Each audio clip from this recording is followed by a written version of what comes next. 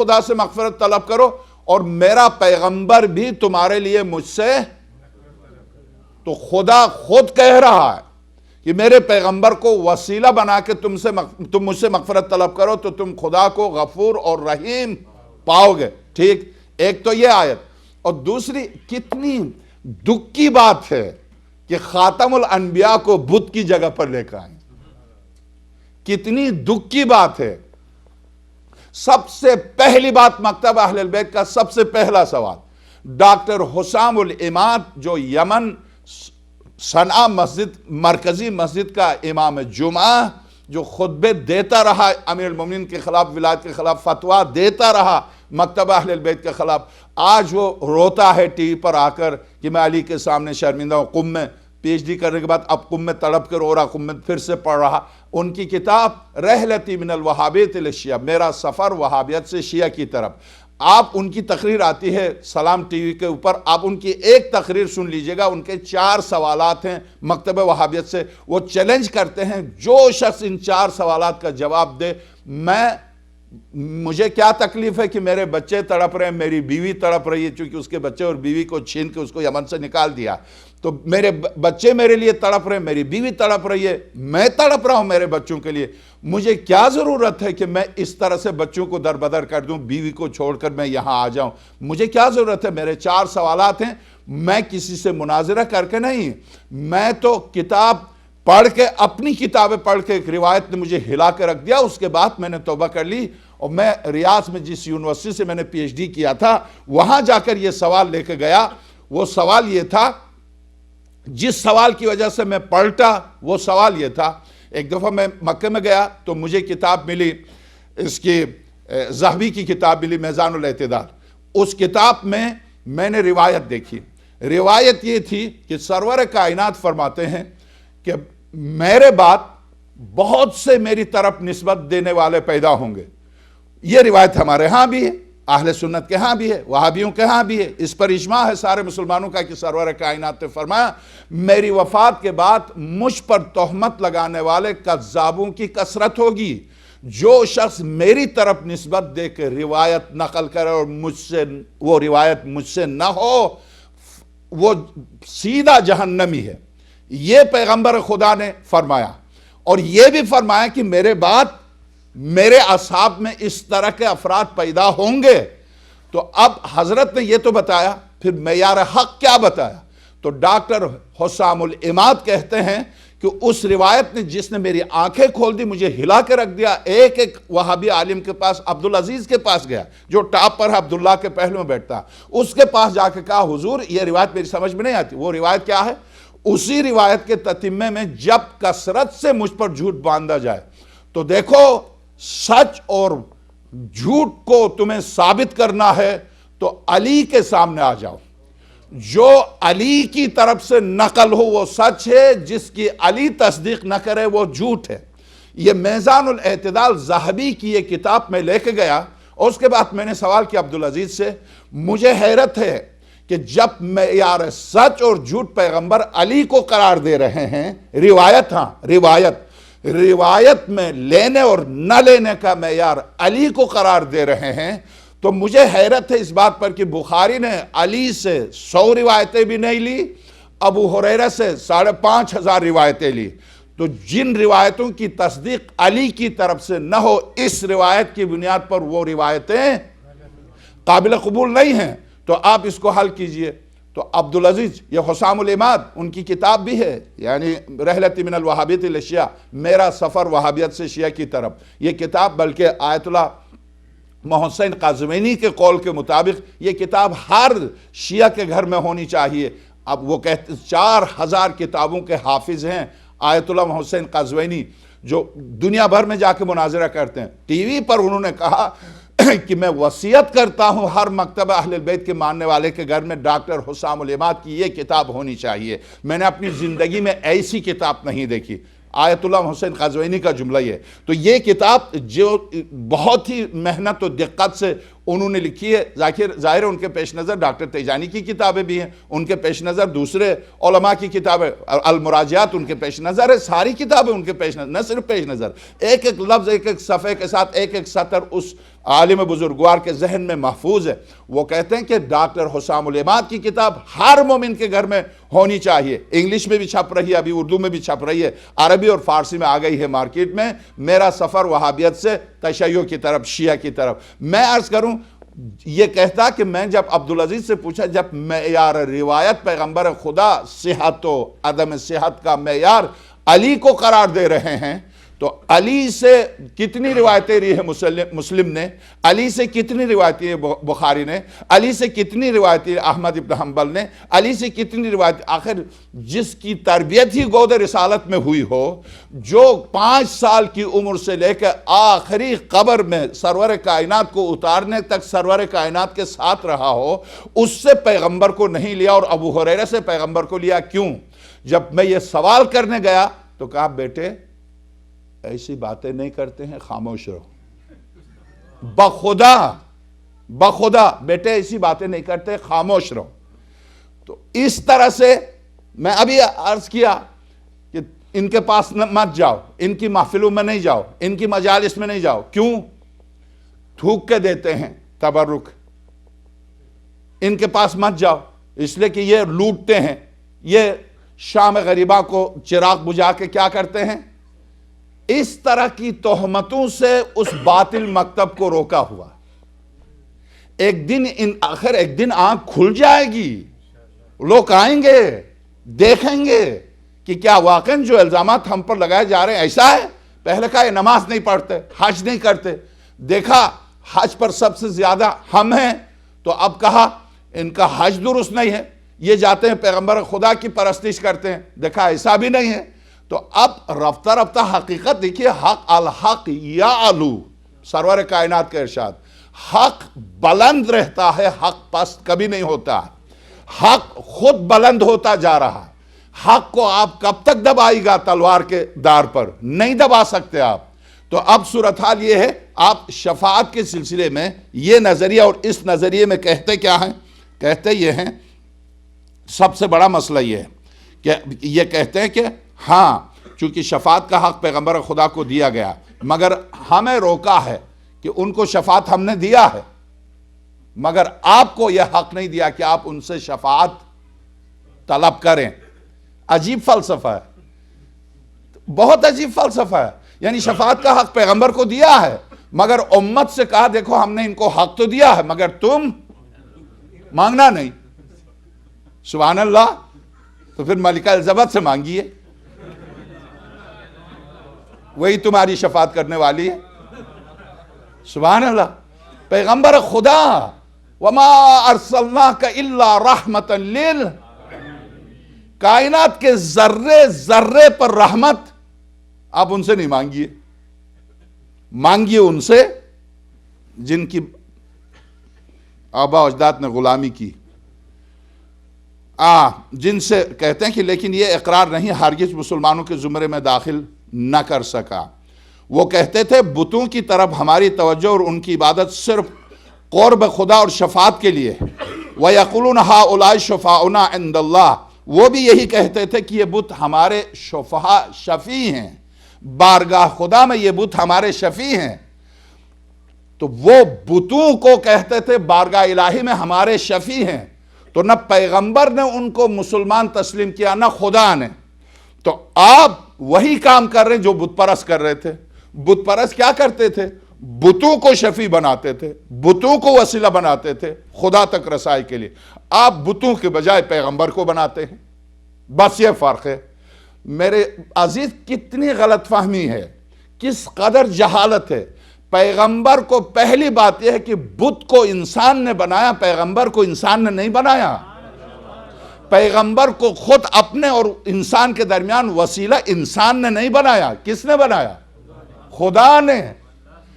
پیغمبر کو خدا نے وسیلہ بنایا, نہ کہ میں اور آپ نے, ہم نے نہیں بنایا. بت کو انسان نے بنایا. ہم بھی کہتے جو انسان اپنی طرف سے تراشے وہ شرک ہے, مگر جسے خدا اپنی طرف سے بھیجے جا کے انسانیت کو در توحید تک لیا تو وہ تو خدا نے بھیجا ان کو. خدا نے جس کو بھیجا تھا, خدا نے کیا کہا؟ قل ان کنتم تحبون اللہ فاتبعونی یحببکم اللہ.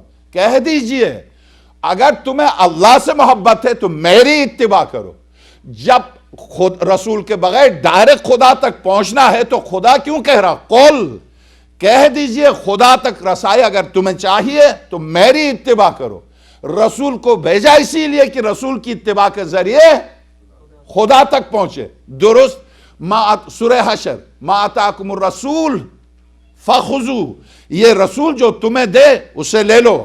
وما نہاکم عنہ، جس چیز سے رسول روکے تم رک جاؤ.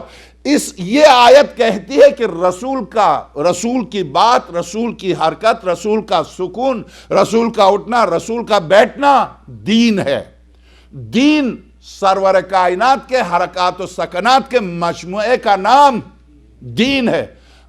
پھر چونکہ خدا نے ان کو بھیجا ہے اور خدا نے منع کیا ان سے نہیں لیجئے، تو پھر ان سے ہٹ کے کسی اور سے دین لے لیں. پورا دین کہیں اور سے لے لے، پھر ان سے کیوں لے رہے ہیں؟ جب پورا دین انہی سے لے رہے ہیں تو دین کے جزیات، نماز ان سے لے رہے ہیں، روزہ ان سے لے رہے ہیں، حج ان سے لے رہے ہیں، زکوٰۃ ان سے لے رہے ہیں، جہاد ان سے لے رہے ہیں، سارے دین کے ایک ایک جز کو جب یہاں سے لے رہے ہیں تو شفاعت کے لیے جب 43-44 آیتیں کہہ رہی ہیں اور آپ بھی اقرار کر رہے ہیں اپنی کتاب میں کہ ہاں شفاعت کا حق دیا ہے، تو جب ہر چیز لے رہے ہیں تو کیا شفاعت دے کے منع کیا؟ نہیں، شفاعت نہیں لینا. نماز لے لو، شفاعت نہیں لو. روزہ یہاں سے لو، شفاعت نہیں لو. یعنی نماز کیا ہے؟ خدا تک رسائی کے لیے گفتگو کا نام. درست. خدا تک رسائی کے لیے گفتگو کا طریقہ پیغمبر سے سیکھو. ٹھیک.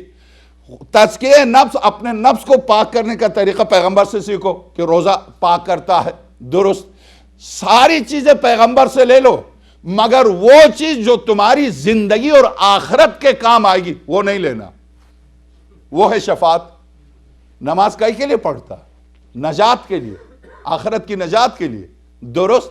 اب آئیے ہم ایک روایت میں آپ کی خدمت میں مکتبہ اہل البیت سے آپ کی خدمت پیش کروں. ایک صلوات بھیجیے گا.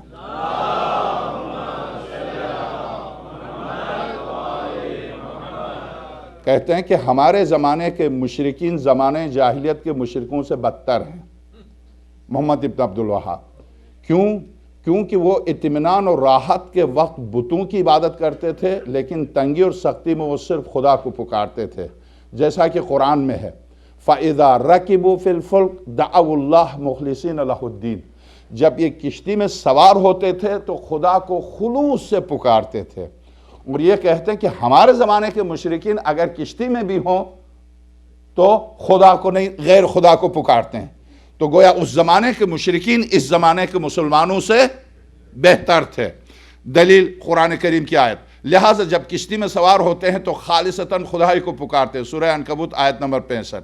تعجب کی بات یہ ہے کہ وہ باقی تمام مسلمانوں کو جو ان کے نظریات سے ہم آہنگ نہیں مشرک قرار دیتے ہیں، وہ سنی ہوں یا شیعہ، یہ لوگ اس قدر جبر اور جسارت کے عادی ہیں کہ دوسرے مسلمانوں کا خون اور مال اپنے لیے مباح اور حلال سمجھتے ہیں.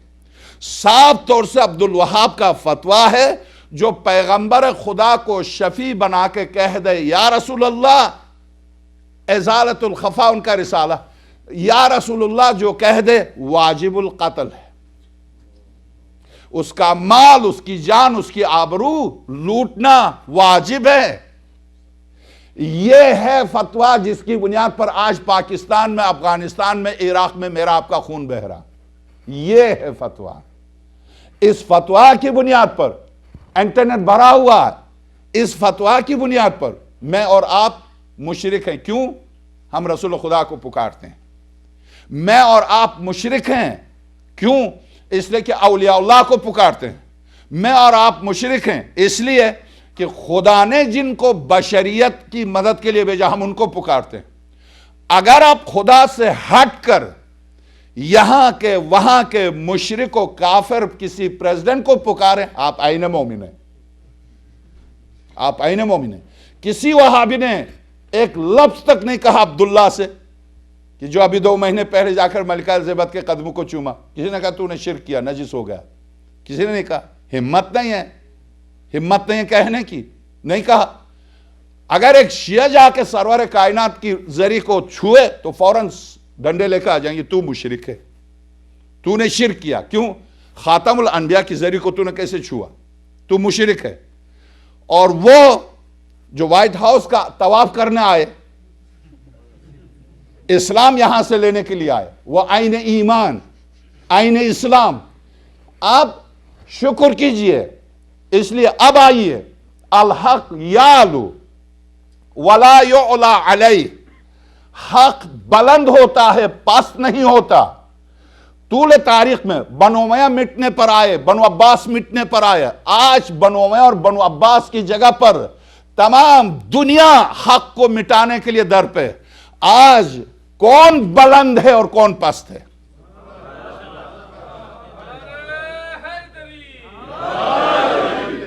آج کون کفر کے مقابلے میں ڈٹا ہوا اور کون کفر کی جوتیاں چاٹ رہا؟ الحق یعلو، نو کے نیزہ پر قرآن کی تلاوت کرتا ہے، جھکتا نہیں ہے. اس ضعیف العمر انسان نے بھی یہ کہا تھا آ جاؤ مقابلے پر، گئے تھے، بعد میں لاشیں بھیک مانگ کے لے کے آئے، جو لاشیں فضا میں جل گئی تھی.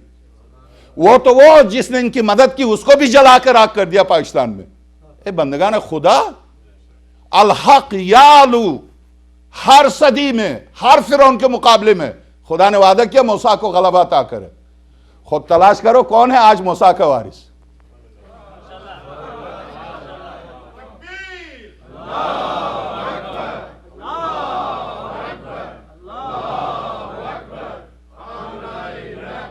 کیا یہ حقیقت نہیں ہے؟ مجھے پتا، میں جب واپس جاتا ہوں ہتھ کڑیے ڈال کے مجھے گھسیٹتے ہیں، صرف اسی وجہ سے جو گفتگو کر، ورنہ میں نے کیا کیا. مگر حقیقت ہے کہ اگر میں آقا کو مانتا ہوں تو میں کیوں الفاظ کو چھپا لوں؟ مرنا. آپ یہ بتائیے، دنیا عرب نے مل کے، پوری دنیا عرب نے اور سارے مسلمانوں نے مل کے جنگ کی. 3 دن، صرف 3 دن جوتیاں چھوڑ کے، اپنی لاشیں چھوڑ کے بھاگے تھے. 37 دن ایک مختصر سے گروپ نے جنگ کی. بھاگا یا بھگایا؟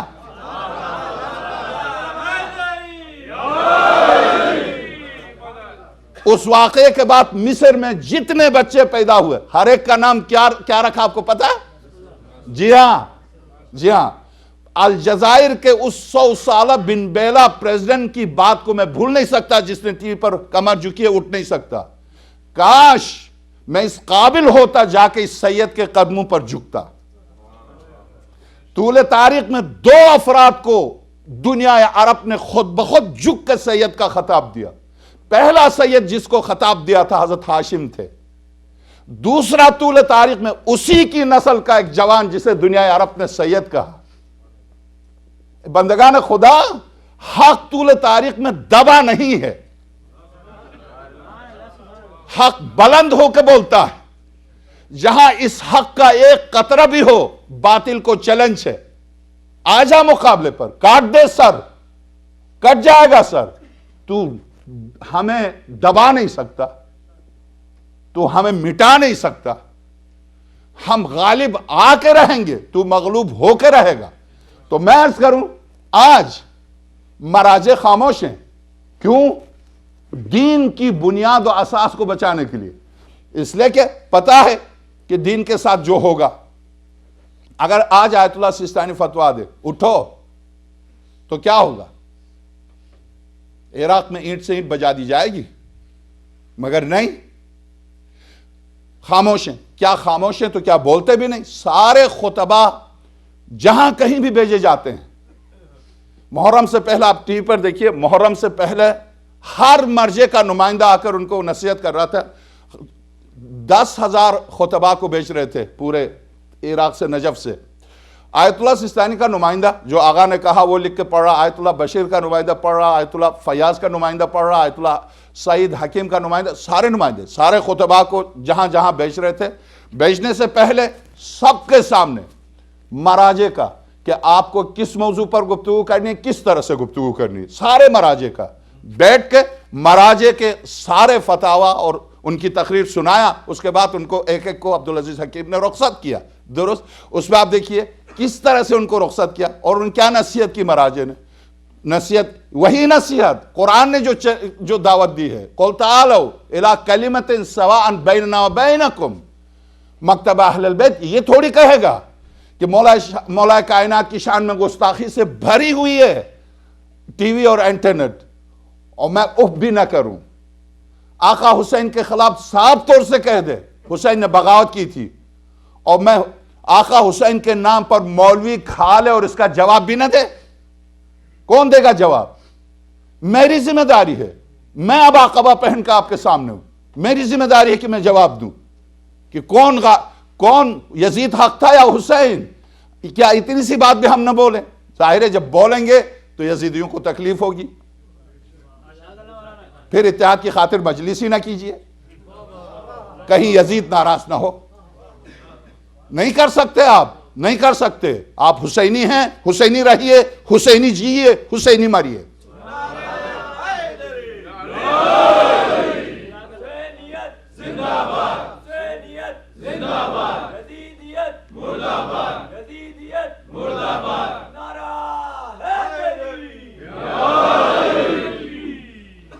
اب آئیے ہم اصل موضوع پر چلتے ہیں، شفاعت کے اصل موضوع پر۔ اب جو بھی، چونکہ اس پر ہم نے پوری کوشش کی کہ آپ کی خدمت میں شفاعت کو قرآن کریم کے حوالے سے گفتگو کریں۔ شفاعت کون کرے گا اس پر ہماری گفتگو تھی، شفاعت کن کی جائے گی اس پر آج میں ایک روایت آپ کی خدمت میں پیش کر رہا ہوں، ایک صلوات بھیجیے گا۔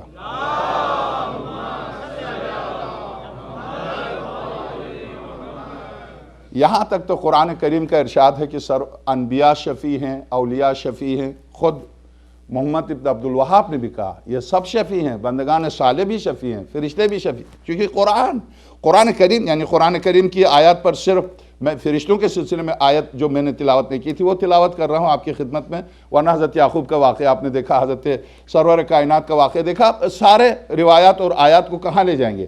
فرشتوں کے بارے میں۔ وَيَسْتَغْفِرُونَ لِلَّذِينَ آمَنُوا رَبَّنَا، چونکہ اس آیت میں جن کی شفاعت کی جا رہی ہے ان کا بیان ہو رہا، تو وہ شرائط آ رہے ہیں، اس شرط کی مناسبت سے یہ آیت میں آپ کی خدمت میں تلاوت کر رہا ہوں۔ وَيَسْتَغْفِرُونَ لِلَّذِينَ آمَنُوا رَبَّنَا وَسِعْتَ كُلَّ شَيْءٍ رَحْمَةً وَعِلْمًا فَاغْفِرْ لِلَّذِينَ تَابُوا وَاتَّبَعُوا سَبِيلَكَ وَقِهِمْ عَذَابَ الْجَحِيمِ۔ فرشتے دعا مانگتے ہیں، فرشتہ استغفار کرتے ہیں، فرشتے شفاعت کرتے ہیں، فرشتے سفارش کرتے ہیں بارگاہ الہی میں، کیا کہتے ہیں؟ وہ کہتے ہیں پروردگارا، یستغفرون، مغفرت طلب کرتے ہیں فرشتے، کس کے لیے؟ للذین آمنوا، مومن کے لیے، صرف مومن کے لیے، للذین آمنوا ربنا، کس طرح سے مغفرت طلب کرتے ہیں؟ کہتے ہیں ربنا، اے ہمارے پروردگار، وسعت کل شیء رحمتا، تیری رحمت نے ہر شے کو اپنے احاطے میں لیا ہے، رحمتا و علما، اور تیرے علم کے احاطے میں ہے ہر چیز، فاغفر للذین تابوا، تو معاف کر دے ان کو جنہوں نے توبہ کر لی۔ اب آپ نہیں کہہ سکتے کہ شفاعت جو ہے بے قید و شرط ہے، ایک مومن سے لے کے چلیے، ایک مولوی، ایک عابد، ایک پرہیزگار، ایک دکاندار، ایک وکیل، ایک ڈاکٹر، زندگی کے شعبے تقسیم ہوتے ہیں، ہر شعبے کو لے لیجئے۔ شفاعت کے بنیادی شرائط میں سے پہلی شرط، گناہ کیے مگر توبہ کر لی۔ کیا آپ کہیں گے توبہ کر لی تو آپ شفاعت کی کیا ضرورت ہے؟ جی ہاں، ایسا نہیں ہے، توبہ کر لی تو توبے سے آئندہ گناہ کے روکنے سے، آپ آئندہ گناہ سے روکنے کے لیے آپ نے توبہ کر لی۔ سابقہ گناہ، روح کی مثال، ابھی روح اور جسم پر الگ سے گفتگو کر رہا ہے، یہ گفتگو بالکل الگ ہے، اس سے کوئی ربط نہیں ہے۔ روح کی مثال بالکل جسم کی طرح ہے۔ کیا مطلب؟ جب آپ نزلہ ہوتا ہے، بخار ہوتا ہے، کوئی بیماری ہوتی ہے، تو آپ جب دوا لیتے ہیں تو آئندہ کے لیے بخار تو رک گیا ہے، مگر 10 دن کے بخار نے جو کمزوری پیدا کی ہے وہ اچانک دوا کھانے سے کمزوری دور نہیں ہوتی، اس کے لیے مدت لگے گی۔ توبے سے جو آپ نے سابقہ گناہ کی ان سے تو رک تو گئے آپ، مگر سابقہ گناہوں نے جو روح پر اثر کیا اس کو کیا کریں گے آپ؟ اس کو کہاں لے جائے گا؟ 50 سال گناہ کیے، حق غصب کیے، جھوٹ بولا، تہمت لگائی، طرح طرح کے گناہ، ایسے گناہ جن پر قرآن نے صراحتاً جہنم کا وَيْلٌ لِكُلِّ ہُمَزَةٍ لُمَزَةٍ، جہنم ہے ان کے لیے جو ادھر کی بات ادھر کی بات زندگی بھر لڑاتے رہے، زندگی بھر لڑاتے رہے، اب ہوش آیا، میں نے مذہب کے نام پر لڑایا، میں چند دن کی شہرت کے لیے لڑایا لوگوں کو، غیبت کی، دیکھو دیکھو یہ آ رہا، ان کو نہیں آنے دینا، ایسا اور ویسا۔ چونکہ انسان کی جو عمارت، انسانی عمارت بنتی ہے، یہ آسانی سے نہیں بنتی، یہ عمارت مشکل سے بنتی ہے۔ یہ بلڈنگ آپ بناتے ہیں، اس بلڈنگ کے بنانے میں جو آپ نے زحمت اٹھائی اس سے 1000 گنا زیادہ اپنی اندر کی بلڈنگ بنانے میں اٹھانی پڑتی ہے۔ نفس پر کنٹرول کے لیے 1,24,000 انبیاء آئے انسانی بلڈنگ کے لیے۔ کوئی پیغمبر نہیں آیا جو آپ کو یہ بتایا کہ یہ بلڈنگ اس طرح سے بنائی جاتی ہے۔ کیوں؟ یہ بلڈنگیں ہم آپ بنا سکتے ہیں، وہ اندر کی بلڈنگ کے لیے وہاں سے انجینئر کی ضرورت تھی، وہاں سے آیا کہ اندر کی عمارت کیسے بنائی جاتی ہے، وہ انجینئر بتا رہا دیکھو اندر کی عمارت کی تعمیر اس طرح سے ہوتی ہے، بڑی زحمت و تکلیف سے اندر کی عمارت بنا لی میں نے۔ 2 جملے کہہ دیا آ کے میری غیبت میں، یہ مولوی آپ کو نہیں پتا، ہم جانتے ہی کیا ہے، میری بنائی عمارت گئی تو قرآن نے آگے بڑھ کے کہا وَيْلٌ لِكُلِّ ہُمَزَةٍ لُمَزَةٍ، جہنم ہے اس کے لیے جو کسی کی محنت، سالوں کی محنت کو چند جملوں سے ضائع کر دے، لوگوں کی نظروں سے گرا دے۔ نہیں کر سکتا ایسا۔ غیبت، تہمت، نمامی، غصب، حرام خوری۔ مولا کائنات اگر حضرت کا خطبہ پڑھ لیں، کسی نے حضرت کے سامنے کہا استغفر اللہ، تو حضرت نے، اب اس پر میں کل گفتگو کروں گا، استغفر اللہ، تو حضرت نے فرمایا ثقلت کا امک، تیری ماں تجھ پر روئے، تجھے پتا ہے استغفار کیا ہے۔ 6 مراحل ہیں، 6 مراحل سے گزر کے کہہ دا استغفر اللہ۔ وہ 6 مراحل، ہر مرحلے پر 4 منزلیں ہیں، 4 منزلوں سے گزر کے جب ان سے گزر جا تو آخر میں کہہ دا استغفر اللہ۔ ادھر میں نے سارے جرائم کیے، سارا دھوکہ دینا، جھوٹ بولنا، سب کچھ کیا، اب جب میں نے دیکھا کہ اب بہت ہو گیا، اب عین ممکن ہے کہ اچانک مر جاؤ، موت میرے سامنے آ گئی، اب میں نے کہا استغفر اللہ۔ ایسے تھوڑی ہوگا استغفر اللہ، درست ہے وہ غفور و رحیم، مولوی تھوڑی ہے، درست ہے، مگر اس کے ہاں مغفرت کے شرائط ہیں، ان شرائط کی بنیاد پر وہ معاف کر دے گا۔ دنیا بھر کا، مثلا دنیا بھر سے خمس لیا، میں اپنی مثال دیتا ہوں، آپ کو کیوں تکلیف ہو، بلکہ آپ خوش ہو، درست، دنیا بھر سے خمس لیا، صدقات لیے، خیرات لیے، گویا بس میری پیدائشی ذمہ داری ہی یہی تھی کہ لوگوں سے مال جمع کروں، لے لیے، یہاں تو کسی کو حساب نہیں دیا، اب گیا جان کندنی کے وقت، وہیں سے شروع ہوگا، وہیں سے شروع ہوگا۔ سورہ بارکہ توبہ، الذین یکنزون الذہب والفضہ ولا ينفقون فی سبیل اللہ۔ اب میں اس سے، چونکہ اگلی منزل اسی طرح سے ایک شخص دکان کھول کے بیٹھا ہوا، شراب بھی بیچ رہا، دنیا بھر کی حرام چیزیں بیچ رہا، آپ واقعا، میں اور ایک تو شیخ عباس قمی کہتے ہیں بخدا اگر مولا کائنات کی زندگی میں ہم ہوتے تو ہم سب کی پیٹ سیاہ ہوتی کوڑے کھا کھا کے۔ وہ علی جو قتل علی ابن ابی طالب لشدت عدلہ، مولا کائنات آج کافر و مسلم و منافق و غیر مسلم سب جو علی کی طرف، 9 جلدیں ابھی مارکیٹ میں آ گئی ہیں، عیسائی ہے لکھنے والا، عیسائی تھا، عیسائی ہے، جارج جردہ، الصوت العدالت الانسانی، کبھی کبھی ایران کے ٹی وی پر بھی بلاتے، لبنان کا ہے، 9 جلدیں مارکیٹ میں آ گئی ہیں۔ صرف مولا کائنات کے آخری وصیت نامے کے ایک جملے پر یہ 9 جلدیں ہر جلد 650 صفحات پر مشتمل ہے۔ 9 جلدیں آئی ہیں۔ عیسائی ہے لکھنے والا، حضرت عیسیٰ کو مانتا، مگر کہتا میں مانتا ضرور حضرت عیسیٰ کو، مگر علی سے افضل نہیں مانتا۔ عیسائی ہے وہ، مولا کائنات، یہ آپ بھی جانتے ہیں۔ برٹش وہ یونیورسٹی کا پہلا ایشین پریزیڈنٹ جس نے کتاب لکھی میرے مولا پھر آئے، اب وہ کتاب کی صورت میں ہے، ڈی ایف کراکا۔ ڈی ایف کراکا مسلمان نہیں تھا، نہیں ہے، مگر اس نے مولا کائنات کی شان میں جو کتاب لکھی آج بازار میں ہے۔ اسی طرح سے رشین کو، جرمنیز کو، سب سے پہلے جرمنی میں نہج البلاغہ ٹرانسلیٹ ہوا، 50 جلدیں ہیں جرمنی زبان، سب سے پہلے آج سے کئی سو سال پہلے۔ درست، علی یعنی اوصاف کمال و جلال کے جامع کا نام۔ انسان اوصاف کمال کے سامنے جھکنے پر مجبور ہے، جھکتا ہے۔ معاویہ جس نے مولا کائنات، وہ قالین کا واقعہ ہمیشہ سنتے آئے، معاویہ جو مولا کائنات کا دشمن، سخت ترین دشمن، مگر فضیلت اسے کہتے ہیں جس کے سامنے دشمن بھی جھک جائے۔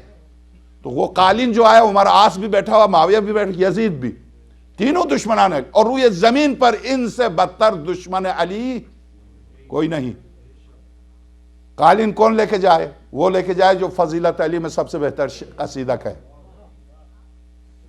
تو کہہ دے، معاویہ نے کہا ہماری کیا مجال ہے، وسیع پیغمبر، وہ آسمان ہے ہم زمین ہے، وہ سونا ہے اور ہم ریتی ہیں۔ یہ معاویہ کا اشعار ہے جو ترجمہ پیش کیا۔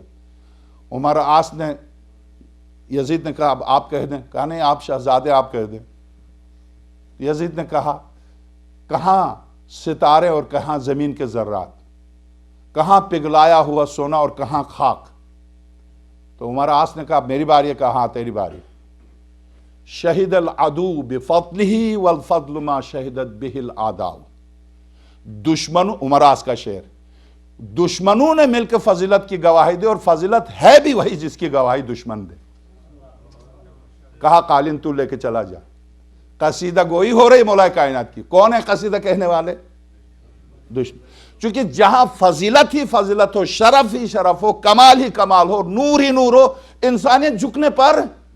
یہ اور بات ہے کہ خواہشات کی تکمیل کے لیے فرعون موسیٰ کے سامنے آئے، یہ اور بات ہے کہ خواہشات کی اقتدار کی ہوس میں نمرود ابراہیم کے سامنے آ جائے، یہ دیکھتے ہوئے بھی کہ آگ میں ڈالا آگ نہیں جلا رہے پھر بھی مقابلہ کرے۔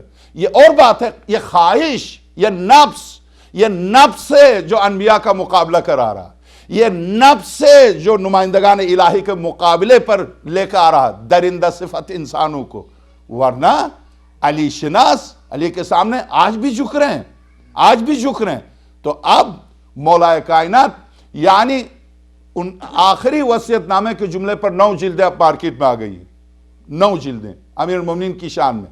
تو میرے عزیز اب آئیے کہ ہم جس دامن سے متمسک ہیں، ہم جن سے شفاعت کی توقع رکھتے ہیں، ہم شعر میں، خطابت میں، اشعار میں، قصیدے کی صورت میں کہتے ہیں کوئی مجھے نہ ڈرائے۔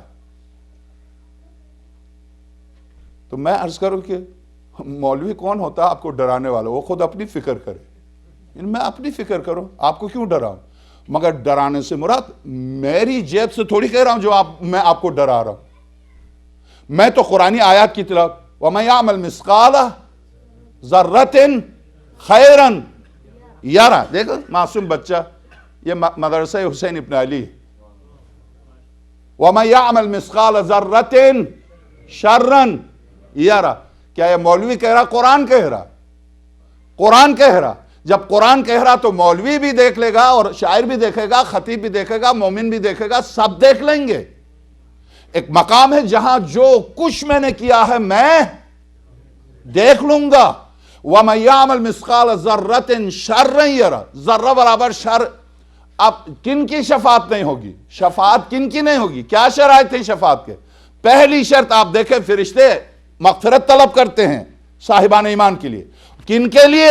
ارشاد ہوتا ہے قرآن کریم کی آیت، ارشاد ہوتا ہے کہ لِلَّذِينَ تَابُوا وَاتَّبَعُوا سَبِيلَكَ، جنہوں نے گناہوں کے بعد توبہ کی اور توبہ کر کے تیری راہ پر چلے، تیری راہ پر چلے، وَاتَّبَعُوا سَبِيلَكَ وَقِهِمْ عَذَابَ الْجَحِيمِ، ان کو جہنم کے عذاب سے تو بچا لے۔ اب کہیں گے اس راستے پر چلے تو تھے، ہاں چلے تھے، ابھی میں نے گناہوں سے توبہ کر کے چلنا کا ارادہ کیا، چل بسا، چلا ہی گیا، تو جو سابقہ جرائم کیے تھے ان کا کیا ہوگا؟ شفاعت۔ اب شفاعت کے ذریعے اگر میں بخشا جاؤں تو دو صورتیں، پھر وہی اعتراض آتا ہے، بغیر آخری سوال کا جواب، بغیر مزدوری کے اجرت دینا۔ وہابیت کا ہم جواب دے چکے، قرآن جواب دے چکا، مگر ایک عقلی سوال، کیا اجرت کے بغیر یعنی محنت کے بغیر اجرت دینے کے مترادف نہیں ہے کہ دنیا زندگی بھر جرائم کیے اور کہہ دیا وہاں ہیں، یقیناً ہیں، یقیناً اس میں کوئی شک نہیں وہاں ہیں، اور اس میں بھی کوئی شک نہیں 14 نہیں بلکہ آپ کی شفاعت کے لیے ان 14 کی جنہوں نے جوتیاں اٹھائی وہ بھی ہیں۔ اس لیے کہ اہل سنت نے نقل کیا بہلول کے واقعے کو، سنیوں نے نقل کیا بہلول کے واقعے کو، بہلول کے واقعے کو مکتبہ اہل البیت تو نقل کیا ہی ہے، اہل سنت نے بھی نقل کیا۔ کیا؟ وہ اپنے خرابے کے باہر تھا، زبیدہ سبزی خریدنے گئی، ہارون رشید کی بیوی سبزی خریدنے گئی، جب وہ سبزی خریدنے جا رہی تھی دیکھا بہلول فقیرانہ لباس میں بیٹھا ہوا، زبیدہ نے سوچا اس کی مدد ہو جائے، تو اس نے کہا بہلول کیا کر رہے؟ وہ کیاریاں بنا رہے تھے، بہلول کیاریاں بنا رہے تھے ہاتھ سے زمین پر۔ کیا بنا رہے ہو؟ کہا میں جنت بنا رہا ہوں، جنت تقسیم کر رہا ہوں۔ بہلول نے کہا، تو کہا کیا تم بیچتے ہو؟ اس نے تو ایسے ہی کہا، اسے کیا پتا بہلول جنت بیچ بھی سکتا، اسے کیا پتا۔ تو اب آپ غور کیجئے، ائمہ اس سے بہت بلند ہیں کہ وہ مجھ جیسے آپ جیسے کو جنت بیچ دے۔ وہ سرداری کیسی جو بغیر اختیار کے،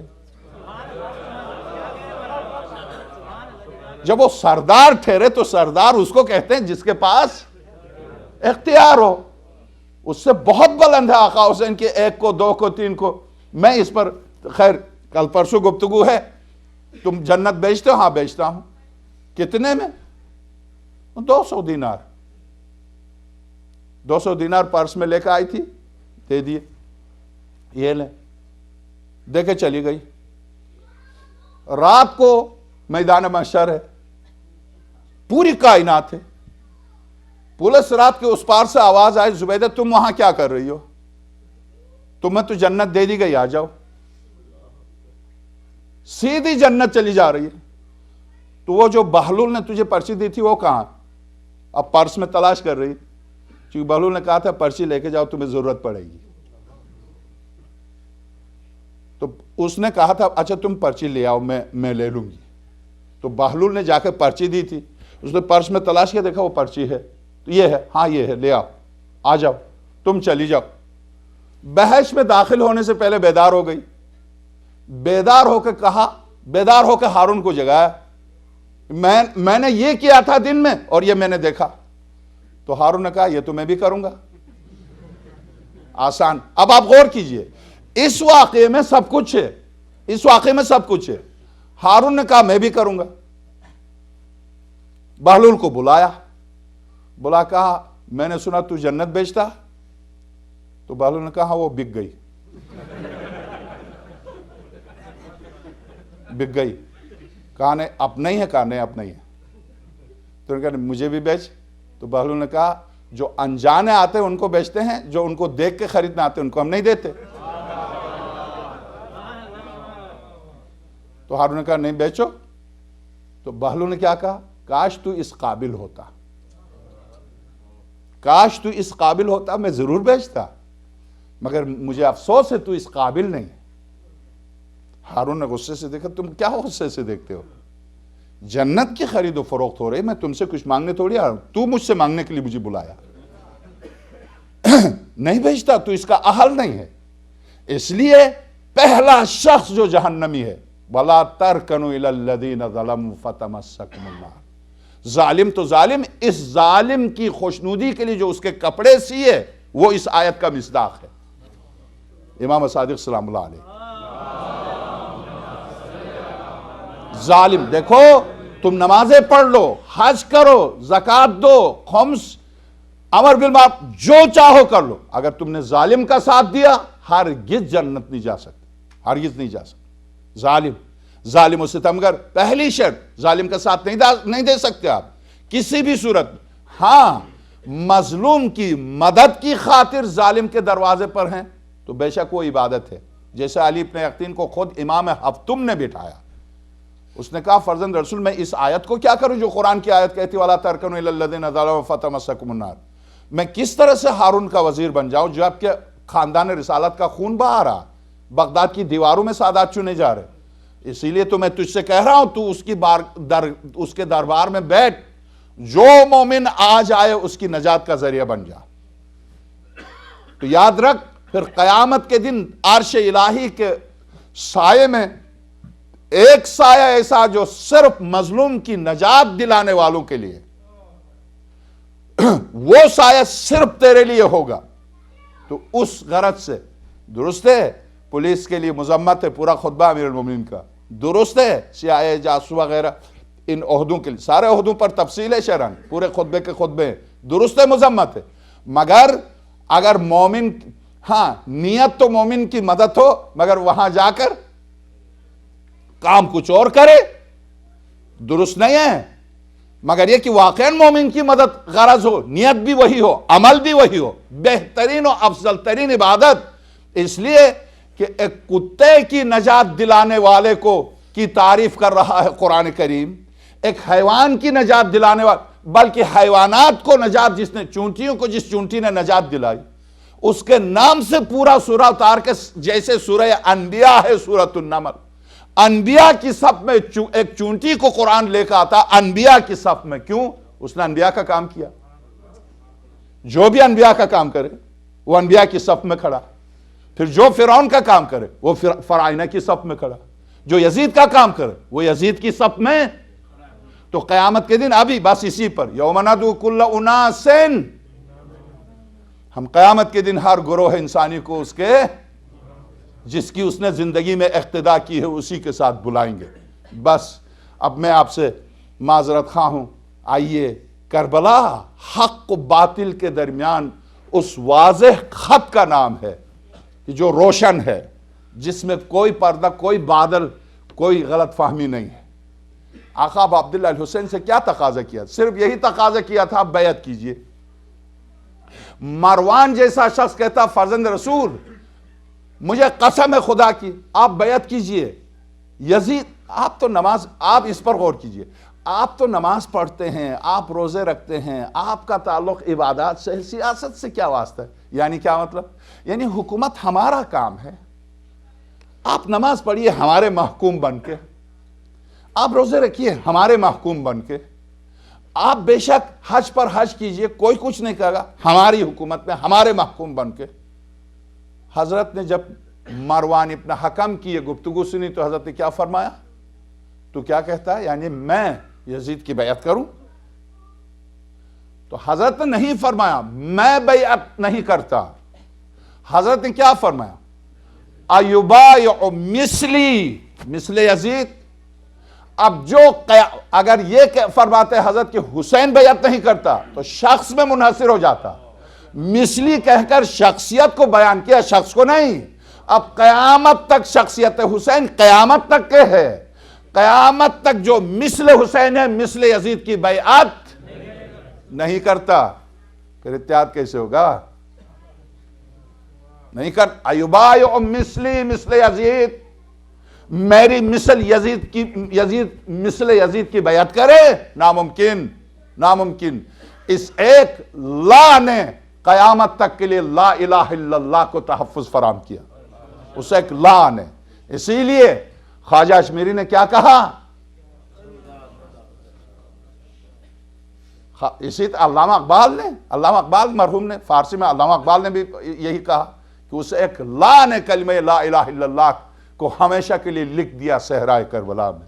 تو بس میرے عزیز اب آئیے آقا ابو عبداللہ الحسین کی سیرت کردار پر گفتگو ظاہر ہے مسلسل ہم زندگی بھر سنتے ہیں، آج کس شہید کا ذکر ہے؟ کس شہید کے خون سے آج کلمہ لا الہ الا اللہ زندہ ہے؟ کن کن شہداء نے اس کلمے میں خون سے رنگ دیا؟ کن شہداء نے اس کلمے کو دوام بخشا؟ کیا کہنے آقا امام حسن مجتبیٰ کے اس نور نظر کا کہ اب حضرت قاسم کی باری ہے، حضرت قاسم کی باری۔ حضرت ام فروہ ہیں خیمے میں، حضرت قاسم کو سامنے بٹھا کے، میں عرض کر چکا بنابر اس روایت کے جو نقل کی گئی ہے کہ کربلا میں عقد ہوا امام حسن مجتبیٰ کی وصیت کی بنیاد پر۔ تاریخی واقعات میں اعتقاد، آپ کے اعتقاد پر کوئی خلل واقع نہیں ہوتا، مگر تاریخی واقعات ہیں۔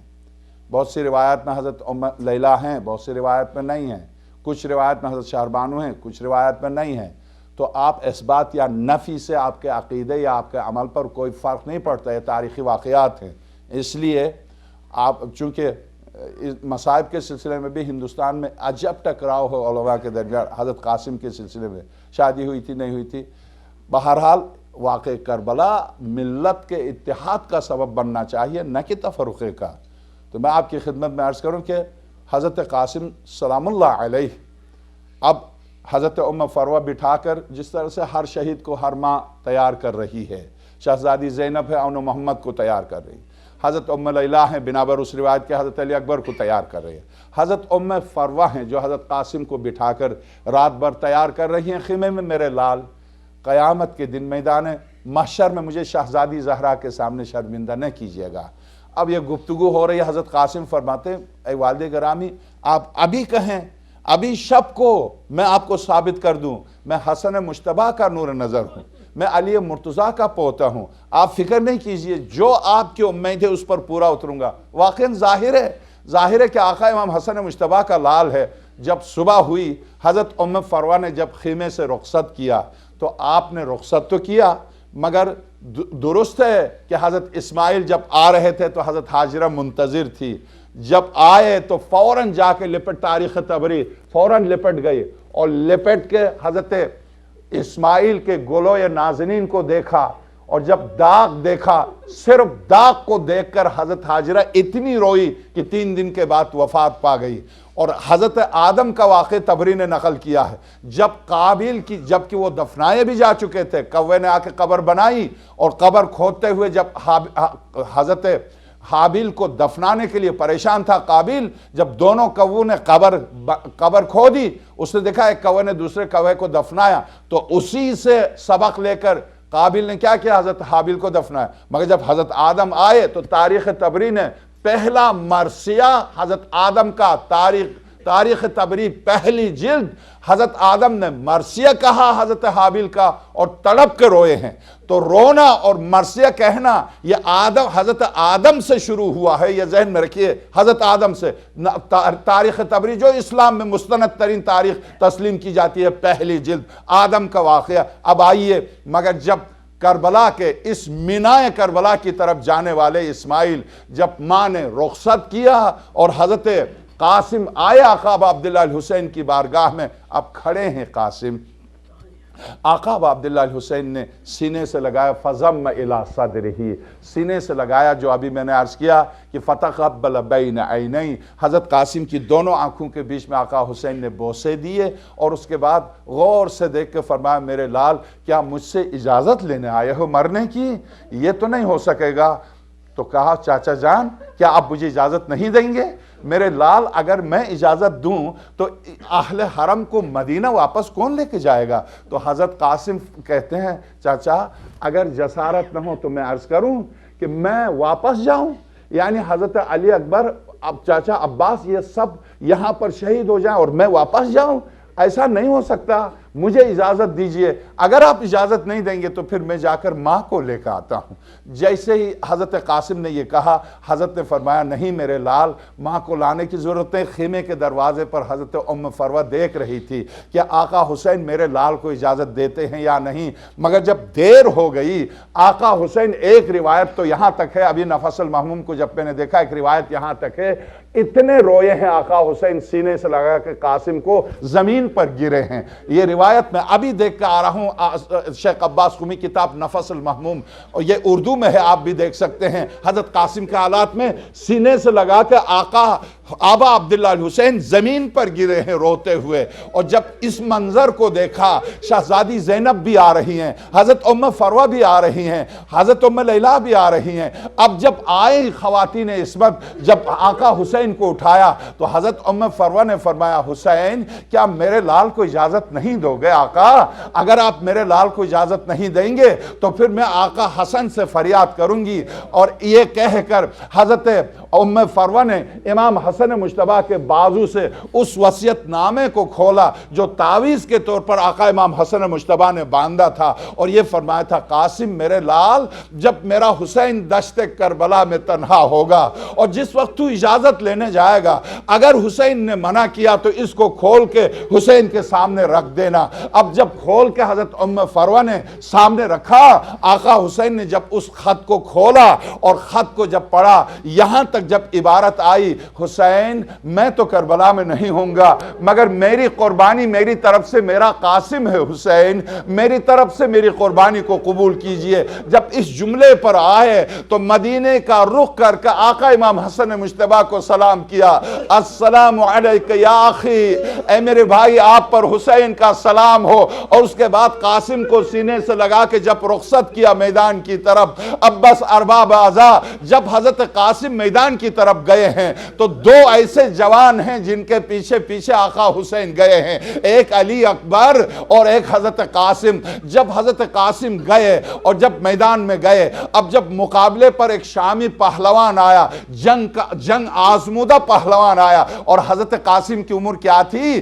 13 سال اور 14 سال کے درمیان، اور 13 اور 14 سال کے درمیان کا معصوم، اور اس کے مقابلے پر جب ایک پہلوان آیا تو بالکل اسی طرح سے آقا حسین خیمے کے دروازے پر گئے جیسے حضرت ام لیلا کے لیے گئے تھے۔ خیمے کے دروازے پر جا کر آواز دی بابی، اور جب حضرت ام فروہ نے سنا تو خیمے کے دروازے پر آئی، کیا بات ہے آقا حسین کیا بات ہے؟ حضرت نے فرمایا میں نے اپنے نانا رسول خدا سے سنا ہے بابی ایک پہلوان آیا ہے میرے لال قاسم کے مقابلے پر، ماں کی دعا قبول ہوتی ہے، آپ اندرون خیمہ جا کر بالوں کو کھول کے بارگاہ الہی میں دعا کیجئے میرے قاسم کی کامیابی کے لیے۔ ماں حضرت ام فروہ جاتی ہیں، ہاتھوں کو بلند کرتی ہیں، مفاتی میں دونوں خواتین کی طرف نسبت دی ہے، حضرت ام لیلا اور حضرت ام فروہ دونوں کی طرف یہ جملے جو مفاتی میں آئے ہیں، یا راد اسماعیل الی ہاجرہ، اے اسماعیل کو ہاجرہ کی طرف لوٹانے والے، منا سے اے یوسف کو یعقوب کی طرف لوٹانے والے، ایک دفعہ میرا لال میری طرف لوٹا دے میں پھر تیری بارگاہ میں بھیج دوں گی۔ ماں نے دعا کی، حضرت قاسم کامیاب ہوئے۔ 7 پہلوانوں کو جب ایک ایک ہو کے آئے تحقیق کیا، اس کے بعد جب اہل کوفہ نے حملہ کیا، بنابر اس روایت کے ایک دفعہ تمام اہل کوفہ پر حضرت قاسم چھا گئے، اس لیے کہ مولا امیر المومنین کے پوتے ہیں، علی کے پوتے اور حسن کے بیٹے ہیں، اور جب ایک دفعہ جنگ کر کے زخموں سے چور ہو کے آئے تو یہ تھی ماں کی دعا، ماں کی دعا۔ اب جب رخصت ہو کے گئے ہیں تو اب حضرت قاسم تو نہیں آئے، صدا آئی یا اماں یا غوثہ، چاچا جان میری مدد کو پہنچ جائیے۔ جس وقت آقا حسین کے کانوں میں قاسم کی آخری آواز آئی، اس پرندے کی طرح جس کے پر ٹوٹے ہوں، یہ شیخ عباس قمی کے جملے ہیں میرے نہیں، اس پرندے کی طرح جس کے پر ٹوٹے ہوں، آقا حسین میدان کی طرف چلے اور قاسم کو صدا دیتے ہوئے اس وقت پہنچے جب حضرت قاسم نے گھوڑے کے گلے میں اپنے ہاتھ ڈالے تھے۔ گھوڑا جہاں سے گزرتا تھا پتھر آتے تھے، تلواریں آتی تھی، اس وقت پہنچے جب قاسم کی لاش کے ٹکڑے بکھر گئے تھے، آقا حسین جب پہنچے تو فرمایا ہائے میرے لال، تو اپنے چاچا کو آواز دے مدد کے لیے، اور چاچا جب پہنچے تو اس وقت پہنچے جب تیرے ٹکڑے بکھر جائیں۔ حسین ان ٹکڑوں کو جمع کر کے خیمے کے دروازے پر لے کے آتے ہیں۔ بس ایک جملہ عرض کر دوں، جب شامیوں نے حضرت قاسم کو دیکھا تھا تو ایک شامی نے کہا تھا میں اس ہاشمی نوجوان کو قتل کر دوں گا، تو حمید ابن مسلم نے کہا تھا کیا تجھے شرم نہیں آتی ہے، تو کیسے تلوار اٹھائے گا اس حسین چہرے پر؟ تو شامیوں نے صورت کو دیکھ کے رونا شروع کیا تھا۔ تو دشمن جس کی صورت دیکھ کے روئے، اب اس کے ٹکڑے جب اس کی ماں کے سامنے آئے ہوں گے، ماں نے کس طرح سے قاسم کی لاش کو دیکھا ہوگا۔ ماتم حسین۔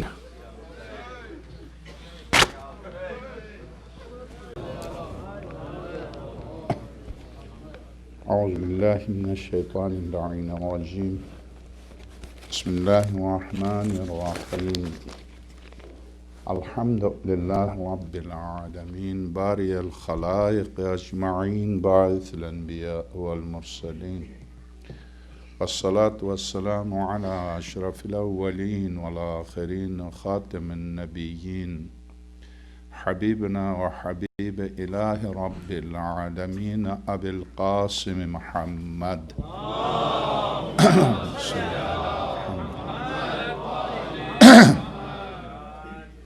وعلى آله الأطيبين الأطهرين الغر الميامين المحجلين الذين أذهب الله عنهم الرجس وطهرهم تطهيرا.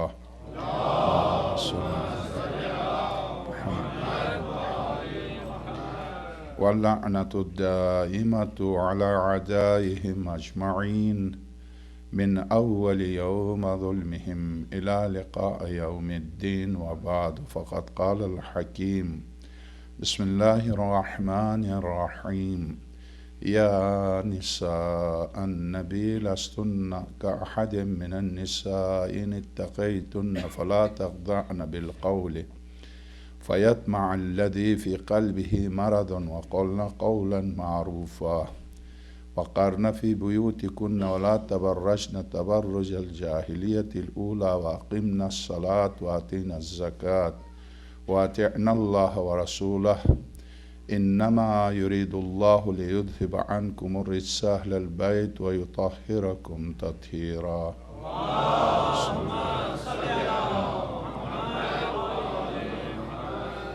میرے گفتگو سے منسلک تو نہیں ہے، مگر مجھے بہت خوشی ہے، وہ صاحبزادہ مجھے نظر نہیں آ رہے، چونکہ میں نے خود کہا تھا کہ آپ ضرور سوال کیجئے گا، ہماری گفتگو سے متعلق کوئی سوال ہو تو بے شک آپ کر سکتے ہیں. اور یہ بچے جو آتے ہیں واقعاً مجھے خوشی ہے کہ بزرگوں سے زیادہ بچے دلچسپی سے سنتے ہیں. ایک صاحبزادہ نے کل یہیں میں جب ممبر سے اترا تو انہوں نے سوال کیا، اور چونکہ میری مشکل یہ ہے کہ آج تو خیر میں تیسری مجلس پڑھنے کے لیے اس وقت بیٹھ گیا ہوں، چونکہ پسینہ مجھ سے میرے لیے مشکل یہ ہے کہ اگر میں جلدی جا کر کپڑے نہ بدلوں تو کل میں کوئی مجلس نہیں پڑھ سکوں گا، سینہ جکڑ جاتا، پھر میری آواز بند ہو جاتی ہے. میری اس مجبوری کے پیش نظر اس بچے سے کہا تھا بیٹے میں کل جواب دوں گا اور ابھی مجھے چھوڑ دیں، چونکہ میں وہاں سے مجلس پڑھ کے پسینے میں تر ہو کے دوڑ کے آتا ہوں یہاں، اور یہاں 5 منٹ چائے پی کے پھر ممبر پر بیٹھ جاتا ہوں. تو یہاں سے اترنے کے بعد ہمت نہیں ہوتی ہے پسینے کی وجہ سے. میرا بھی دل چاہتا نیچے ماتم کروں، اس لیے کہ ماتم کا الگ ثواب ہے، پڑھنے کا الگ ثواب ہے، تو کیوں نہ اس سے میں محروم ہو جاؤں. مگر بدقسمتی ہے کہ پسینہ اتنا آتا ہے کہ میں اگر پسینہ خشک ہونے تک یہاں بیٹھ جاؤں تو کل مجلس نہیں پڑھ سکوں گا، سینہ جکڑ جاتا ہے. تو مجھے کپڑے، تو اب وہ بچہ مجھے نظر نہیں آتا، چونکہ اس طرح کے بچے جو پوری محنت کر کے سوال ترتیب دے کے لے آئیں اور میں اس کا جواب نہ دوں تو وہ بچہ کہے گا مولوی ایسے ہی کہتے ہیں سوال کرو اور جواب نہیں دیتے ہیں. تو خاص طور سے یہ مجالس جن سے بزرگ 2 آنسو بہا کے چلے جائیں مگر بچے سوچتے ہیں کہ مولوی کیا کہہ رہا. خوشی کی بات ہے کہ وہ جاگتے ہیں، جا کے اگر کسی عالم سے رجوع کر کے بھی سوال ترتیب دیا ہے تو بھی خوشی ہے، یعنی اسے تجسس تو ہے، اسے تحقیق کی صلاحیت تو ہے. بہت اچھی بات ہے. یہ انہوں نے سوال یہ کیا تھا، میری گزشتہ تقریر سے متعلق ان کا سوال تھا اور بہت عمدہ سوال تھا کہ آپ نے کہا کہ قرآن کی آیات ترتیب سے ہیں اور بیچ میں کوئی غیر مرتب چیز نہیں ہے، جبکہ آیت تطہیر جن آیات کے بیچ میں آئی ہے وہ نہ اپنی اگلی آیات سے ملتی ہے نہ اپنی پچھلی آیات سے ملتی ہے۔ تو یہ آیت کس طرح سے آپ کی تقریر سے اس آیت کی تطبیق کیسے ہوگی؟ مجھے بے انتہا خوشی ہے اس عزیز پر کہ اس نے سوچا اور 3 دن 4 دن کے بعد یہ سوال لے کر آیا۔ بہت خوشی ہے مجھے۔ بس صرف اتنی سی بات ہے کہ جب آپ تقریر کو سنیں، اور میری اس تقریر کو میں اس عزیز سے بھی کہوں گا، آپ حضرات سے بھی کہوں گا، اس تقریر کو آپ پھر سے سنیے گا تو اس میں جواب موجود ہے، مگر میں نہیں چاہتا ہوں کہ یہ بچہ جو اتنی محنت سے سوال کر کے لایا ہے میں اس کو جواب نہ دوں۔ میں صرف اس کے جواب کے بعد اپنے موضوع کی طرف چلتا ہوں۔ میں نے عرض کیا تھا قرآن جب ایک موضوع کو ایک لفظ کو پھر سے دیکھیے گا، اگرچہ مجھے نہیں پتا انٹرنیٹ پر یہ تقریر ہوگی، جو قرآن کریم ایک موضوع کو جب شروع کرتا ہے تو اس موضوع کے بیچ میں اگر کوئی حادثہ پیش آئے تو اس کو روک کے بیچ میں کوئی اور موضوع شروع کرتا ہے۔ جیسے میں نے اس کی مثال دی تھی، جیسے غدیر کا واقعہ ہے، یا ایھا الرسول بلغ ما انزل الیک من ربک وان لم تفعل فما بلغت رسالتہ واللہ یعصمک من الناس۔ یہ آیت اور اس کے بعد کی جو آیت ہے وہ تکمیل دین والی آیت ہے، الیوم اکملت لکم دینکم واتممت علیکم نعمتی ورضیت لکم الاسلام دینا۔ اس آیت اور اس آیت کے درمیان بہت سی آیات کا فاصلہ ہے، چونکہ اس آیت کے نزول کے بعد جو واقعات پیش آئے فوراً ان واقعات پر گفتگو ہو رہی ہے۔ پھر تکمیل دین کی آیت جو بالکل اسی آیت سے مربوط ہے وہ بالکل آخر میں آ رہی ہے۔ سورہ بارکہ مائدہ کی ابتدا میں یا ایھا الرسول بلغ والی آیت ہے، بالکل ہی ابتدا میں نہیں، 50 سے لے کے 60 کے درمیان کی آیات ہیں۔ پھر الیوم اکملت لکم دینکم حالانکہ اسی کے ساتھ متصل نازل ہوئی ہے، ترتیب کے اعتبار سے اس وقت آخر میں ہے، تقریباً اواخر میں ہے سورہ مائدہ کے۔ یہ کس طرح سے آپ تطبیق کریں گے؟ تو وہ عزیز مجھے نظر تو نہیں آ رہے ہیں، مگر یہ کہ بہرحال میں اپنی ذمہ داری ادا کروں، بعد میں ان کو پتہ چل جائے گا کہ میں نے ان سے صرف نظر نہیں کیا، ان کے سوال کا جواب دیا، تاکہ وہ بچہ مطمئن ہو کہ مولوی جو ہیں وہ خیانت نہیں کرتے، اور جو اگر آپ نے سوال کیا ہے تو اس کا جواب بھی اس کو دینا چاہیے تاکہ بچے مطمئن ہو کے جائیں۔ مجلس ہے اسی لیے تو ابھی میں آپ کی خدمت میں عرض کروں، جیسے آیت تطہیر دیکھیے، اس بچے کی دقت دیکھیے، جا کے محنت کر کے آیت کو نکال کے لایا، مثال کے طور پر میرے سامنے رکھ دیا۔ دیکھیے تو اب بچے کی منطق کیا تھی ہماری گفتگو سے متعلق، وہ تھوڑی سی دقت کر کے تقریر کو پھر سے سنتے تو جواب وہاں موجود تھا۔ جواب اس طرح سے موجود تھا کہ میں نے جو عرض کیا تھا جس موضوع پر قرآن گفتگو کر رہا ہے، مثلا یا ایھا الرسول بلغ ما انزل الیک من ربک، اے رسول جو آپ پر نازل کیا ہے وہ پہنچا دیجئے۔ یہ آیت الیوم اکملت لکم دینکم وہ آیت اس آیت کے بعد میں ہے، ٹھیک؟ میں جو عرض کر رہا تھا ایسا ہرگز قرآن میں نہیں نکال سکتے کہ یا ایھا الرسول بلغ ما انزل الیک من ربک یہ بات میں ہو، الیوم اکملت لکم دینکم یہ پہلے ہو، ترتیب کے اعتبار سے غلط ہو جائے گا۔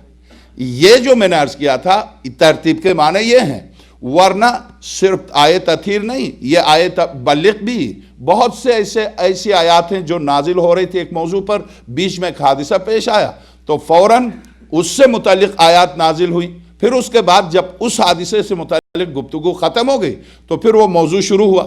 جیسے ازواج کے بارے میں، ازواج کے بارے میں بچے نے جو لے کر آئے ہیں، آپ غور کیجئے، میں داد دیتا ہوں اس بچے کو کہ اس نے اتنی دقت سے سوال ترتیب دے کے لے کر آیا۔ خدا واقعاً ہمیں اگر بچے دے تو ایسے بچے دے جو دین کو سوچ کے اپنائیں، تھوپ کے نہیں، سوچ کے، پڑھ کے، لکھ کے اپنائیں، اس لیے کہ جو بچہ اس دین کو سوچ کے اپنائے گا اسے کوئی دنیا کی ہوا نہیں ہلا سکتی، دنیا کا کوئی شخص اس بچے کو ہلا نہیں سکتا، اس لیے کہ اس نے پڑھ کے اپنایا ہے، ہوا پر نہیں ہے، وہ پڑھ کے اپنایا ہے۔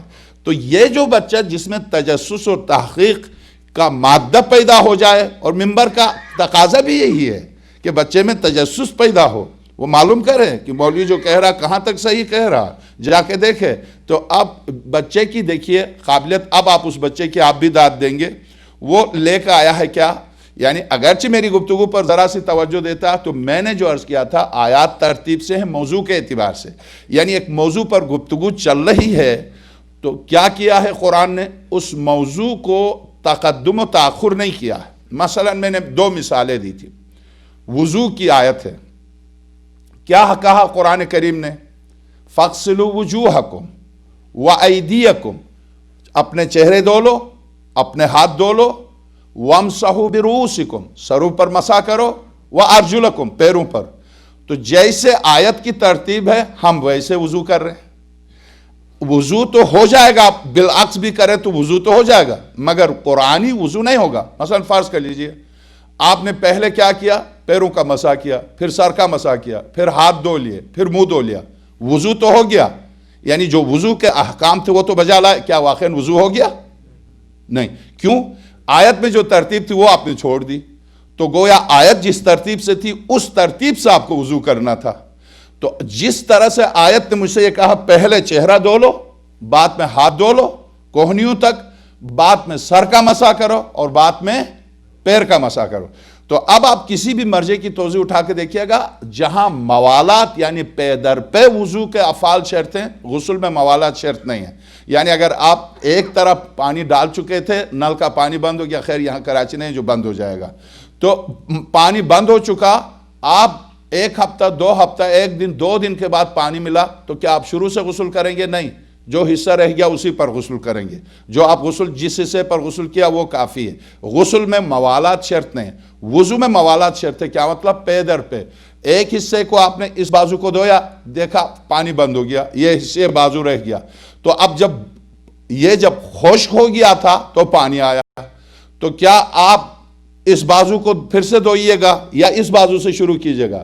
تو آپ وضو پھر سے کیجئے گا، وہاں سے نہیں کر سکتے۔ کیوں؟ موالات وضو میں شرط ہے پے در پہ۔ اور دوسری شرط وضو میں کیا ہے؟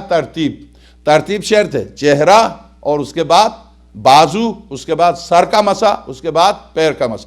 ایسا کر ہی نہیں سکتے آپ کہ پہلے پیر کا مسح کرے اور بعد میں سر کا مسح، نہیں کر سکتے۔ کیوں؟ آیت کی ترتیب۔ میں نے عرض کیا تھا جس ترتیب سے آیت ہے اس ترتیب سے حکم شرعی ہے، ٹھیک۔ اس پر چونکہ مجھے گفتگو کرنی تھی سورہ واقعہ رحمان، الرحمن علم القرآن خلق الانسان، تو اس پر رحمان ہے وہ، چونکہ خدا سب سے پہلے ہے۔ علم القرآن، جس نے قرآن کی تعلیم دی، خلق الانسان، پھر انسان خلق کیا۔ تو اس آیت کو اگر آپ دیکھیں گے تو جسے قرآن کی تعلیم دی ہے اگر وہی انسان ہے تو ترتیب غلط ہو جائے گی۔ ہونا یہ چاہیے الرحمن خلق الانسان علم القرآن ثم علمہ البیان، اس طرح سے ہونا چاہیے، بلکہ نہیں، اس طرح سے ہونا چاہیے الرحمن خلق الانسان علمہ البیان علمہ القرآن۔ کیا مطلب؟ رحمان ہے جس نے انسان کو خلق کیا، پھر بولنا سکھایا، پھر قرآن سکھایا، اس طرح سے ہونا چاہیے۔ مگر آیت کہہ رہی ہے الرحمن خدا ہے، علم القرآن جس نے قرآن کی تعلیم دی، خلق الانسان انسان کو خلق کیا، علمہ البیان پھر اسے بولنا سکھایا۔ تو پتہ چلا یہ بولنا سکھایا خود اس بات کا قرینہ ہے کہ خلق الانسان اور ہے، علم القرآن سے مراد کوئی اور ہے۔ وہ کون ہے جسے قرآن کی تعلیم دی؟ وہ نہیں ہے جو خلق ہو رہا، اس خلق ہونے سے پہلے کوئی ہے جسے قرآن کی تعلیم دی، اور وہ اس سے نہیں ہے بلکہ وہ عظمت و جلال، یا جیسا کہ میں نے ارجح المطالب سے وہ روایت پڑھ دی کہ ہم نور سے نہیں ہیں، نور ہم سے۔ اگر نور سے سرور کائنات ہوتے تو نور کا احسان مند ہوتے، نور ان سے ہے، نور ان کا احسان مند ہے، وہ نور کے احسان مند نہیں ہے۔ تو اس بنا پر خاتم الانبیاء کے سلسلے میں جب یہ گفتگو ہو رہی تھی تو بچے نے بہت توجہ، اب دیکھیے بچے کو داد دیجئے، بچہ آئے تطہیر کو لے کر آیا۔ وہ میرے عزیز واقعاً آیت کس طرح سے، یا نساء النبی، سورہ احزاب، یا نساء النبی، اے پیغمبر خدا کی بیوی ہو، لستن کاحد من النساء، تم دوسری عورتوں کی طرح نہیں ہو۔ میں آیت پڑھ کے ترجمہ اسی تفسیر کا پیش کرتا ہوں، یہ جو یہ ترجمہ کر رہا ہوں میرا ترجمہ، ہو سکتا میری اردو ناقص ہو۔ یا نساء النبی لستن کاحد من النساء ان اتقیتن فلا تخضعن بالقول فیطمع الذی فی قلبہ مرض وقولن قولا معروفا۔ آیت نمبر سورہ احزاب آیت نمبر 32 ارشاد ہوتا ہے نبی کی بیویوں اگر تقوی اپناؤ تو تم عام عورتوں کی طرح نہیں ہو. اگر تقوی اپناؤ تو تم عام عورتوں کی طرح. شرط کیا ہے؟ تقوی کو اپنانا. تقوی کو اپنانا. اس لیے کہ نوح کا بیٹا جب تک نوح کی سیرت پر نہ چلے تو خدا کہے گا لیس من اہلک. جب بیٹا نوح سے پیدا ہو کے اہلیت نہیں رکھتا تو ضروری ہے کہ بیوی ہوتے ہی اہلیت بھی پیدا کرے؟ ضروری تو نہیں ہے. ضروری تو نہیں ہے. یہ تو ایک حقیقت ہے. درست. اب قرآن کیا کہہ رہا؟ خیر بچے جو لے کے آیا میرا وہ عزیز جو لے کے آیا اب تک مجھے نظر نہیں آ رہا، بہت نورانی چہرہ داڑھی کے ساتھ. ہاں تو اب نیچے بیٹھا تو آپ کی ذمہ داری کہ اس کو پہنچا دے کہ مولوی نے آپ کا جواب پوری تفصیل سے دیا کیونکہ بچے مطمئن ہوں.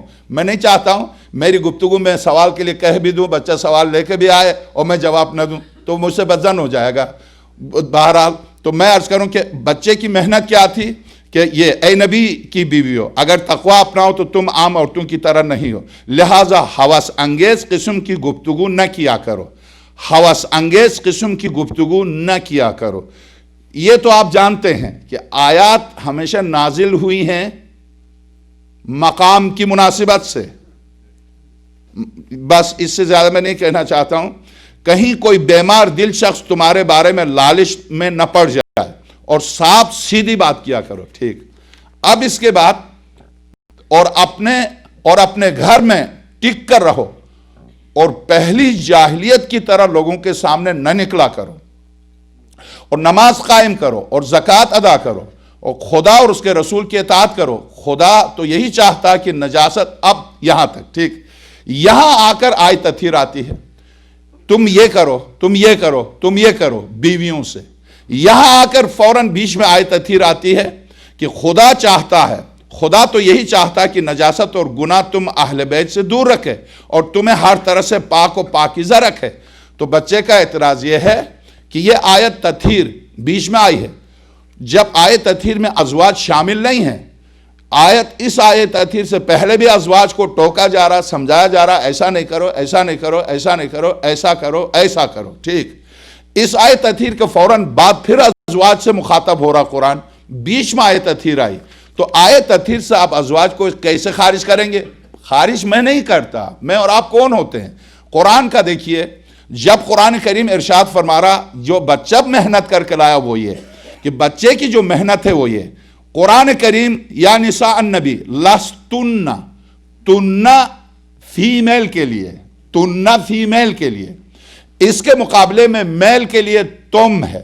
تم لستم میل کے لیے لستن فیمیل کے لیے. توجہ دیجئے لستن کا احد من النساء تم دوسری عورتوں کی طرح نہیں ہو. فیمیل جمع کا صیغہ ہے فیمیل کے لیے. درست. لستن کا احد من النساء ان اتقیتن تن فیمیل کے لیے فلا تخضعن فیمیل کے لیے بالقول فیطمع الذی فی قلبہ مرض وقولن فیمیل کے لیے قولا معروفا جو گفتگو کرنے کا انداز ہے اس انداز سے گفتگو کرو لگی لپٹی بات نہیں کرو. یہ قرآن. وقارنا فی بیوتکن بیوتکم نہیں بیوتکن کن فیمیل کے لیے قوم اس کے مقابلے میں میل کے لیے. وقولنا اور تم اس طرح سے کہو وقارنا فی بیوتکن ولا تبرجنا تبرج الجاہلیت جاہلیت الاولی جاہلیت کے زمانے کی طرح اپنے آپ کو جاہلیت کے زمانے کی طرح بناؤ سنگار نہیں کرو. وَأَقِمْنَا الصَّلَاةَ اقیمنا اقیمو نہیں جیسے الف لام میم ذالک الکتاب لا ریب ھدی للمتقین الذین یؤمنون بالغیب یقیمون الصلاۃ. یقیمون مذکر کے لیے اس کی مؤنث کیا ہے؟ یقیمنا الصلاۃ. اقیم الصلاۃ مذکر کے لیے اس کی مؤنث کیا ہے؟ اقیمنا الصلاۃ. تو اب یہاں کیا کہتا؟ اقیمنا الصلاۃ نماز قائم کرو. وآتینا الزکاۃ زکات دو. فیمیل کے جملے سارے کے سارے فیمیل کے جملے. وَأَطَعْنَ اللَّهَ فیمیل کا جملہ اطیع اللہ نہیں اطعنا اللہ فیمیل کا جملہ. تم اللہ کی اطاعت کرو ورسول اور رسول کی اطاعت. یہاں تک टोकने, रोकने, अहकाम बताने सिर्फ अज़वाज खातमुल अंबिया सल्लल्लाहु अलैहि वसल्लम से जब खिताब हुआ तो सारे जुमले मुअन्नस के, सारे जुमले मुअन्नस के, क्योंकि जाहिर है खवातीन है, कुरान खवातीन से खिताब कर रहा। अब जब तहारत पर बात आई तो अब आप गौर की, इन्नमा युरीदुल्लाहु लियुज़हिबा अन्कुम, अनकुन्ना नहीं,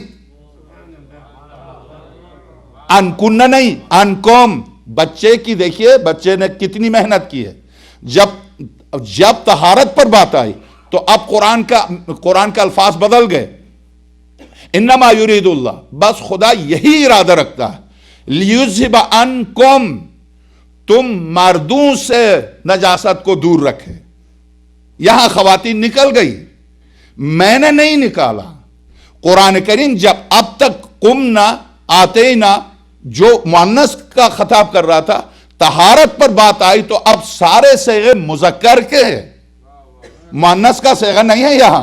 अब आप गौर की, इन्नमा युरीदुल्लाहु लियुज़हिबा अन्कुमुर रिज्स, अन्कुन्ना नहीं, अहलल बैत व युतहिरकुम है, युतहिरकुन्ना नहीं।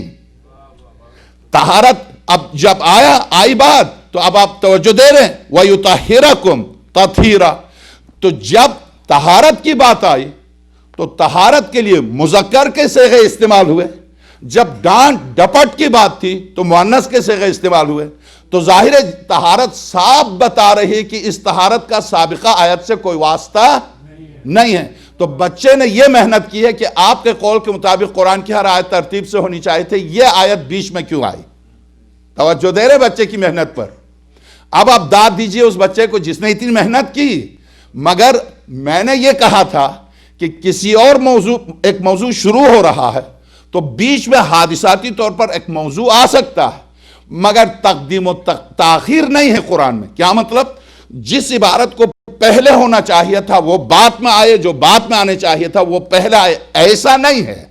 मेरी गुफ्तगू का महवर यह था कि तकदीम और ताखीर नहीं है कुरान में। जैसे अल-यौम अकमलतु लकुम दीनकुम, आज मैंने दीन को मुकम्मल किया, यह आयत पहले होती, और या अय्युहर रसूल बल्लिग मा उन्ज़िला इलैका, यह आयत आखिर में होती तो यह तरतीब गलत हो जाती। तो दीन अभी मुकम्मल नहीं हुआ तो तकमील की सनद पहले मिल रही और तबलीग का हुक्म बाद में मिल रहा। जब तबलीग हुई नहीं है तो कंप्लीट होने का कैसे सनद कैसे मिल सकती है? मेरी गुफ्तगू का महवर यह था। मगर उसके बावजूद, इसके बावजूद बच्चे के लिए मैं अब अर्ज करूं, बच्चे की तसल्ली के लिए अर्ज करूं कि मेरी गुफ्तगू तो उस महवर में थी, उस एतबार से यह सवाल मेरी गुफ्तगू पर वारिद ही नहीं होता। ठीक, और यकीनन आप समझ गए। मगर जिस मेहनत से वो ये लेकर आया, अब मैं उसकी खिदमत में जवाब दूं। ये तफसीर अल मीज़ान 3 जवाब दिए हैं। ये बीच में ये आयत क्यों आई है जो क़ब्ल बाद से कोई रब्त नहीं है, क्यों आई है? तो उस 3 जवाबात, चूंकि मुझे शफात पर गुफ्तगू करनी, उन 3 जवाबात में से बेहतरीन जवाब जो तीसरा जवाब है वो मैं आपकी खिदमत में पेश करता हूं। 2 जवाब फिर आप भी पढ़ लीजिएगा। 3 जवाबात में से एक तीसरा जवाब अर्ज कर रहा हूं। 2 जवाबात मैं आपकी खिदमत में पेश नहीं करूंगा, फिर आप तफसीर ये नमूना है 9वीं जिल्द है, इसको आप पढ़ लीजिएगा। आप भी मेहनत कर ले, चूंकि थोड़ी सी मेहनत से आपको एक तो ये अंदाजा होगा कि मौलवी कहां तक सही पढ़ रहा, दूसरा ये अंदाजा होगा कि पढ़ने से जो आप सीखेंगे वो सुनने से ज्यादा बेहतर होगा, और फिर जो सुना है उसकी तस्दीक भी हो जाएगी पढ़ने के बाद। देखिए बच्चा इस तरह से मेहनत करके आ रहा। तो अब 3 जवाब दिए हैं तफसीर में, मैं सिर्फ तीसरा जवाब अर्ज करूंगा, मुझे चूंकि अपने मौजू से मुतालिक गुफ्तगू करनी है। तो तीसरा जवाब यह दिया है कि बेहतरीन जवाब, और अकल भी नकल भी, और उसमें तरतीब भी गलत नहीं है, तरतीब भी सही साबित होगी। वो तीसरा जवाब क्या है? आयतुल्लाह हुसैन तबातबाई रिजवानुल्लाह अलैह ने अपनी तफसीर अल मीज़ान में जवाब दिया है। उसी जवाब को आयतुल्लाह नासिर मकारिम शिराजी ने अपनी तफसीर इसमें नमूना में नकल किया। वो तीसरा जवाब, 2 जवाब मैं नहीं दूंगा, तीसरा जवाब ये, यहां पर न आयत अपने महल से खारिज है न अपने मफहूम से खारिज है। क्यों? इसलिए कि जब अज़वाज पैगंबर को तरबियत दे रहा कुरान, देखो तुम ये करो, तुम ये करो, तुम ये करो, तुम ये नहीं करो, तुम ये नहीं कर सकती, तुम ये नहीं कर सकती। अब बता रहा तुम्हारे साबिका घर में नहीं हो, अब उस घर में आई हो जो पाक है घर वाले। اب جس گھر میں آئے ہو اس گھر والے پاک ہیں، تمہیں اب اس گھر والوں کی طرح رہنا ہے۔ تو آیت اپنی جگہ پر ہے، بے محل نہیں ہے۔ تیسرا جواب، جو نہ آیت ترتیب کے اعتبار سے بے محل ہے، نہ مفہوم کے اعتبار سے بے محل ہے، آئین محل کے اوپر ہے۔ ایک صلوات بھیجئے۔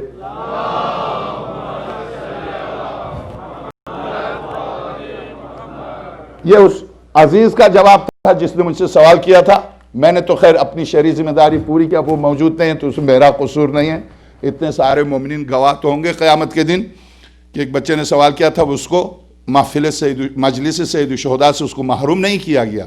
آئیے شفاعت کے اوپر، شفاعت کے اوپر چونکہ واقعاً شب ہے اور ایسی ہستی کی شب ہے کہ آپ جانتے ہیں بارگاہ الہی میں شہزادی کونین جب آئیں گی تو کیا لے کر آئیں گی۔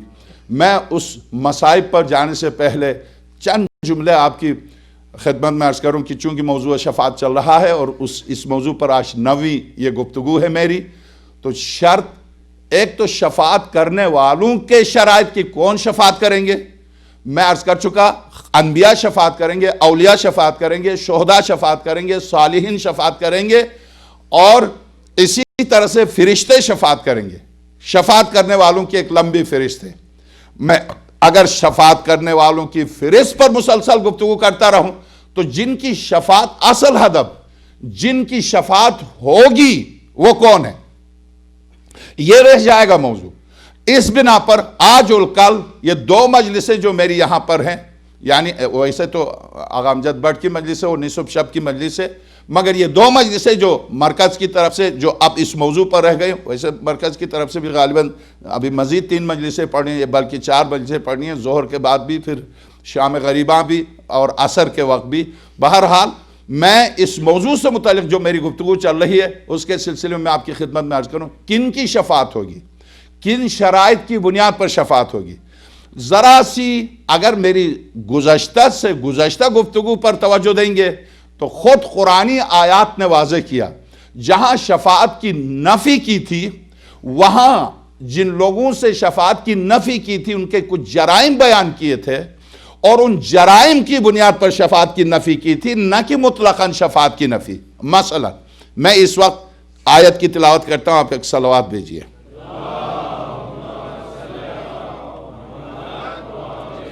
سورہ مبارکہ مدثر، سورہ مبارکہ مدثر کی آیت نمبر 39 سے لے کر 39 سے لے کر 48، مختصر سی آیات، کوئی لمبی آیات نہیں ہے۔ ارشاد ہوتا ہے قرآن کریم، بسم اللہ الرحمن الرحیم، فی جنات یتساءلون عن المجرمین ما سلککم فی سقر قالوا لم نک من المصلین۔ صریح قرآن کی آیت، لم نک من المصلین پہلا، وَكُنَّا نَخُوضُ مَعَ الْخَائِضِينَ 2، وَكُنَّا نُكَذِّبُ بِيَوْمِ الدِّينِ 3۔ یہاں پر 3 جرائم جو بیان کیے، وَكُنَّا نُكَذِّبُ بِيَوْمِ الدِّينِ حَتَّى أَتَانَا الْيَقِينَ، یہاں تک کہ ہمیں یقین آ گیا۔ کیا مطلب اس آیت کے؟ صریح قرآن کریم، اس میں نہ مولوی، نہ خطیب، نہ شاعر، کوئی اس میں ادھر سے ادھر نہیں کر سکتا۔ ہاں کوئی اپنے ذاتی خیالات کو دین میں شامل کرے تو پھر اس کا دین ہوگا، قرآنی دین نہیں ہوگا۔ قرآن کریم نے جو حقائق بتائے ہیں وہ حقائق ہیں، ان میں سے ایک حقیقت، اور آج صرف ایک حقیقت میں آپ کی خدمت میں پیش کر رہا ہوں کہ ارشاد ہوتا ہے فی جنات یتساءلون عن المجرمین، جنتوں میں رہنے والے مجرمین کے بارے میں سوال کر رہے ہیں، ما سلککم فی سقر، تم کیوں، کس چیز کی وجہ سے سقر گئے ہو؟ سقر، جہیم، سقر، ویل، حبحب، یہ نام ہیں جہنم کے طبقات کے۔ 7 طبقات ہیں، ہر طبقے میں تقریباً ہزاروں طبقات ہیں، اور ہر طبقے کا اندر بھی الگ الگ مکانات۔ ظاہر ہے جیسا مجرم ویسے سزا، جیسا مجرم ویسے سزا، وہ عدل الہی کی منزل پر سب ایک جگہ تھوڑی ہوں گے۔ اب 5 ملین انسانوں کا قاتل صدام اور 1 آدمی کا قاتل کیا ایک جگہ ہوں گے؟ ہرگز نہیں۔ ظاہر ہے جو 5 ملین کا قاتل ہے اسے اسی طرح سے سزا ملے گی. فرعون جو 70,000 معصوم بچوں کا اور 60,000 حاملہ خواتین کا قاتل ہے جن کے پیٹ چاک کیے تھے موسیٰ سے بچنے کی خاطر، کیا وہ اور ایک انسان کا قاتل دونوں ایک جگہ ہوں گے؟ نہیں. تو ہر ایک کی منزل اپنی اپنی جگہ ہوگی. درست ایسی صورت میں اب قرآن کریم ارشاد فرماتا ہے کہ ما سلککم فی سقر، تم کیوں جہنم گئے ہو؟ تم کس بنا پر جہنم گئے؟ قالو، جہنم جانے والوں نے کہا، قالو کہا، لم نک من المصلین، پہلا جرم جو بتایا ہم نماز نہیں پڑھتے تھے، ہم نماز نہیں پڑھتے. اسی جملے پر آئیے امام صادق صلوات اللہ علیہ کا ارشاد ہے. امام پنجم کا وصیت نامہ پڑھیے، امام ششم کا وصیت نامہ پڑھیے، امام ہفتم کا وصیت نامہ پڑھیے، خود مولائے کائنات کا وصیت نامہ پڑھیے، سارے ائمہ معصومین کے وصیت نامے کو دیکھیے، خاص طور سے امام ششم کا وصیت نامہ، ساری اولاد کو جمع کیا. لن تنال شفاعتنا من خفف الصلاۃ، ترک صلاۃ نہیں، جو نماز کو خفیف قرار دے وہ ہماری شفاعت کو ہرگز. اب میں زبردستی شراب کی مستی میں کہہ دوں میں کچھ بھی کروں ہیں تو مجھ سے بہتر تو بنی اسرائیل ہے جن کے لیے قرآن کہہ رہا یہ انبیاء کی اولاد سے، براہ راست انبیاء، ان کے آباء و اجداد میں تقریباً ہزاروں انبیاء گزرے ہیں. ہم جو عربوں کی نسل سے جو ہیں، حضرت اسماعیل سے لے کے سرور کائنات تک اوصیاء انبیاء تھے. حضرت عبد المطلب وصی تھے، حضرت عبد المطلب کے باپ بھی حضرت ہاشم، یہ لوگ اوصیاء تھے، مگر وہ لوگ تو انبیاء کے اسی لیے کہتے تھے ہم جہنم جا ہی نہیں سکتے، ہم انبیاء کی اولاد سے. قرآن نے کیا کہا؟ پہلے دن جس آیت کی تلاوت کی وہاں شفاعت کی نفی کی. نہیں، تمہارے بے شک آباء و اجداد انبیاء تھے، مگر تم کیا ہو؟ تمہیں اپنے عمل کا جواب دینا. وَمَن يَعْمَلْ مِثْقَالَ ذَرَّةٍ، بات ختم ہو گئی. قرآن وَجَعَلْنَاكُمْ شُعُوبًا وَقَبَائِلَ لِتَعَارَفُوا إِنَّ أَكْرَمَكُمْ عِندَ اللَّهِ أَتْقَاكُمْ. قرآن یہ دین وہ دین ہے کہ کالا، میں نے شاید پہلی تقریر میں عرض کیا، کالا قبیلہ نہیں، خاندان نہیں، دولت نہیں، ثروت نہیں، شہرت نہیں، کوئی جانتا نہیں، مگر دین جانتا ہے، خدا جانتا ہے، خدا کا رسول جانتا ہے. وہ اذان نہیں دیتا، صبح نہیں ہوتی ہے، اس لیے کہ وہاں مسئلہ قبیلے کا نہیں، تقوی کا ہے. ایک عرب فلسطینی فلسطین میں خطبہ دے رہا، پرسوں کی بات ہے، یعنی پرسوں سے مراد ہمارے حیدرآبادی مومنین کا پرسوں، یعنی 10 دن پہلے وہ خطبہ دے رہا جمعہ کا، خطبے میں کہہ رہا، ابھی بھی ان کے ذہن میں تکبر ہے، عربوں کے ذہن میں. آپ یہ دیکھیں، کہہ رہا دیکھو بلال کو دیکھو، ہم عرب جب اس کا نام لیتے ہیں تو سیدنا بلال کہتے ہیں. کہاں ہم کسی کے سامنے جھکنے والے، کہاں کسی کو سیدنا، غلام کو، وہ بھی ایک سیاہ غلام کو سیدنا کہنے والے. وہ کردار کی بلندی دیکھو، ایک فلسطینی پیش نماز خطبے میں کہہ رہا کردار کی بلندی دیکھو. آج دنیا یا عرب اگر اس بلال کا نام لیتی ہے تو سیدنا بلال کیا ہے؟ کردار کی بلندی. یہ دین مقدس اسلام ہے جس نے کہا ان اکرمکم عند اللہ اتقاکم. اب یہاں گفتگو کی، ارشاد ہوا جہنم جانے والوں نے، جنت جانے والوں نے پوچھا، جنت میں رہنے والوں نے پوچھا تم کیوں جہنم گئے؟ اس گفتگو سے کیا آپ اندازہ کر سکتے ہیں؟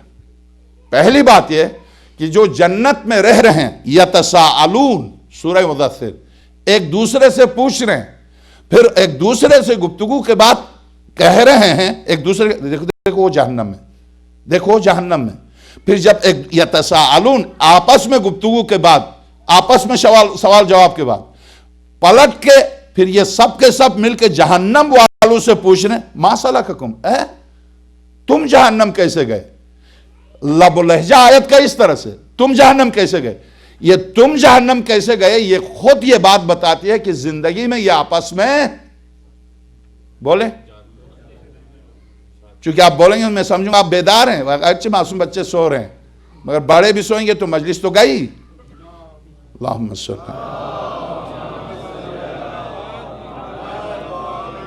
ما سلککم فی السقر، تم جہنم کیوں گئے؟ تو جہنم والوں نے پلٹ کے کہا، پہلا جو سوال کیا لم نکن من المصلین. میں اسی اگرچہ نماز پر آپ سنتے رہتے ہیں اسی لیے آپ کو کوئی نئی بات نظر، مگر میں آپ کی خدمت میں عرض کروں انہوں نے سنگین جرائم ہیں، ان سنگین جرائم میں سے کسی جرم کا ذکر نہ کرے، سب سے پہلے نماز کا ذکر کرے. کیوں؟ کیا یہ مجرم نہیں تھے؟ کیا ان کا جرم صرف ترک نماز تھا؟ کیا اور جرائم نہیں تھے؟ کیا یہ قاتل نہیں تھے؟ کیا یہ زانی نہیں تھے؟ کیا یہ دوسرے گناہوں سے پاک تھے؟ کیا صرف نماز ترک کی تھی؟ دوسرے جرائم کا ذکر سب سے پہلے کیوں نہیں کیا اور نماز ہی کا ذکر پہلے کیوں کیا؟ پہلی بات۔ دوسری بات، لم نکن من المصلین، ہم نمازیوں میں سے نہیں تھے۔ یہ خود ان کی بات بتا رہی ہے کہ نماز پڑھتے نہیں تھے۔ اگر مانتے ہی نہیں تھے تو ان سے سوال ہی غلط ہے، تو نماز مانتے ہی نہیں تھے۔ مانتے تھے، پڑھتے نہیں تھے، نہیں پڑھتے تھے نماز۔ تیسری بات، اس آیت سے جو ہمارے سامنے کھل کے سامنے آ رہی ہے، لم نکن من المصلین، نماز کے وجوب پر عقیدہ بھی رکھتے تھے مگر پھر بھی نہیں پڑھتے تھے۔ تو پتہ چلا عمل کی منزل پر عقیدہ کافی نہیں ہے، عمل بھی ضروری ہے۔ وجوب نماز کا عقیدہ تو رکھے، ہاں نماز واجب ہے، نہیں پڑھ کے دے رہا۔ وجوب روزہ کا عقیدہ تو رکھے، روزہ نہیں رکھ کے دے رہا۔ وجوب حج کا عقیدہ ہے، حج نہیں کر کے دے رہا۔ حج نہیں کر کے دے رہا۔ تارک حج کو قرآن نے کیا کہا؟ وَلِلَّهِ عَلَى النَّاسِ حِجُّ الْبَيْتِ مَنِ اسْتَطَاعَ إِلَيْهِ سَبِيلًا، بلا فاصلہ، ومن ترکا ومن نہیں، بلا فاصلہ، وَلِلَّهِ عَلَى النَّاسِ حِجُّ الْبَيْتِ مَنِ اسْتَطَاعَ إِلَيْهِ سَبِيلًا وَمَنْ كَفَرَ۔ تارک حج کو امام معصوم فرماتے، تارک حج کو قرآن نے تارک سے تعبیر نہیں کیا بلکہ کفر سے۔ اسی طرح سے تارک نماز کو سورہ مبارکہ روم، اقیموا الصلاۃ ولا تکونوا من المشرکین، نماز قائم کرو، مشرک نہ بنو۔ اقیموا الصلاۃ کے بعد ولا تکونوا من المشرکین، یہ بالکل اسی مفہوم میں ہے کہ باپ بیٹے سے کہہ دے اسکول جا پڑھنے کے لیے، نہیں جاؤ گے تو جاہل رہو گے۔ دو صورتیں، بچہ اسکول جائے گا تو پڑھا لکھا بن جائے گا، نہیں جائے گا تو۔ یہاں اسی طرح سے اگر نماز پڑھ لے تو شرک سے نکل جائے گا، اگر نماز کو ترک کرے تو۔ قرآن کی آیت ہے، آپ نہیں گھبرائیں، کوئی آپ کا فتویٰ میرا فتویٰ نہیں، صریح قرآن کریم کیا۔ اسی لیے یہ وہ فریضہ الہی ہے جو جان کندنی والے پر واجب ہے۔ کسی بھی مرجع کی توضیح اٹھا کے دیکھیے، روزے کے لیے استثناء ہے، مریض ہے، بیمار ہے، مسافر ہے، مگر نماز کے لیے استثناء نہیں ہے۔ حالت جان کندنی میں ہے، ظہر کا وقت ہے، آواز آئے گی پڑھ لے نماز، وہ جان دینے میں مصروف ہے۔ ہاں تو خود قدرت نے بھی کہا جان دینے والے کے لیے ہم نے نماز بھی تو آسان کر دی ہے، اسی طرح سے پڑھ لے جیسے جان دے رہا۔ کیا صرف سرانے جو بیٹھا وہ بتا دے نماز کا وقت ہو گیا، وہ نیت کر لے، وہ میں قیام میں ہوں، کچھ بھی نہیں پڑھے، نیت کرے میں رکوع میں ہوں، نیت کرے میں سجدے میں ہوں، انگلی سے اشارہ کرتا جائے، صرف نیت کرتا جائے، کمپلیٹ نماز ہو گئی اس کی۔ اس نماز سے کیا مطلب ہے؟ اس نماز سے صرف ہدف یہی ہے، دیکھو ان ارض واسعہ فیاہ فاعبدون، اتنی بڑی کائنات بنا کے تیرے حوالے کی، تو مجھے نہ بھول، مجھے نہ بھول۔ دسترخوان کو نعمتوں سے سجا کے تجھے بھیجا، یہاں کھا لے پی لے، مگر اگر تو مجھے بھول جائے گا، نکل جائے گا حدود توحید سے، تو مجھے نہ۔ حضرت موسیٰ کے لیے نماز کے لیے کہا اقیم الصلاۃ لذکری، موسیٰ نماز پڑھو میری یاد کے لیے، میری یاد کے لیے نماز پڑھ لو۔ کل میں عرض کر چکا، پرندے نماز جانتے ہیں، پرندے نماز پڑھتے ہیں، پرندے۔ افسوس ہے اس انسان پر، قرآن صریح قرآن سرور کائنات سے، کیا آپ نے نہیں دیکھا وہ پرندے جو پر پھیلائے ہوئے فضا میں پرواز کرتے ہیں، وہ میری نماز پڑھتے ہیں۔ قرآن کی صریح آیت، پرندے نماز پڑھتے۔ تسبیح کے لیے تو یسبح للہ ما فی السماوات و ما فی الارض، یہ آیت کئی دفعہ قرآن زمین و آسمان کے ہر چیز تسبیح، نماز پڑھتے ہیں، نماز۔ اسی لیے تو وہ لطیفہ بھی میں نے وہاں پر سنا دیا کہ جب بہلول گئے تھے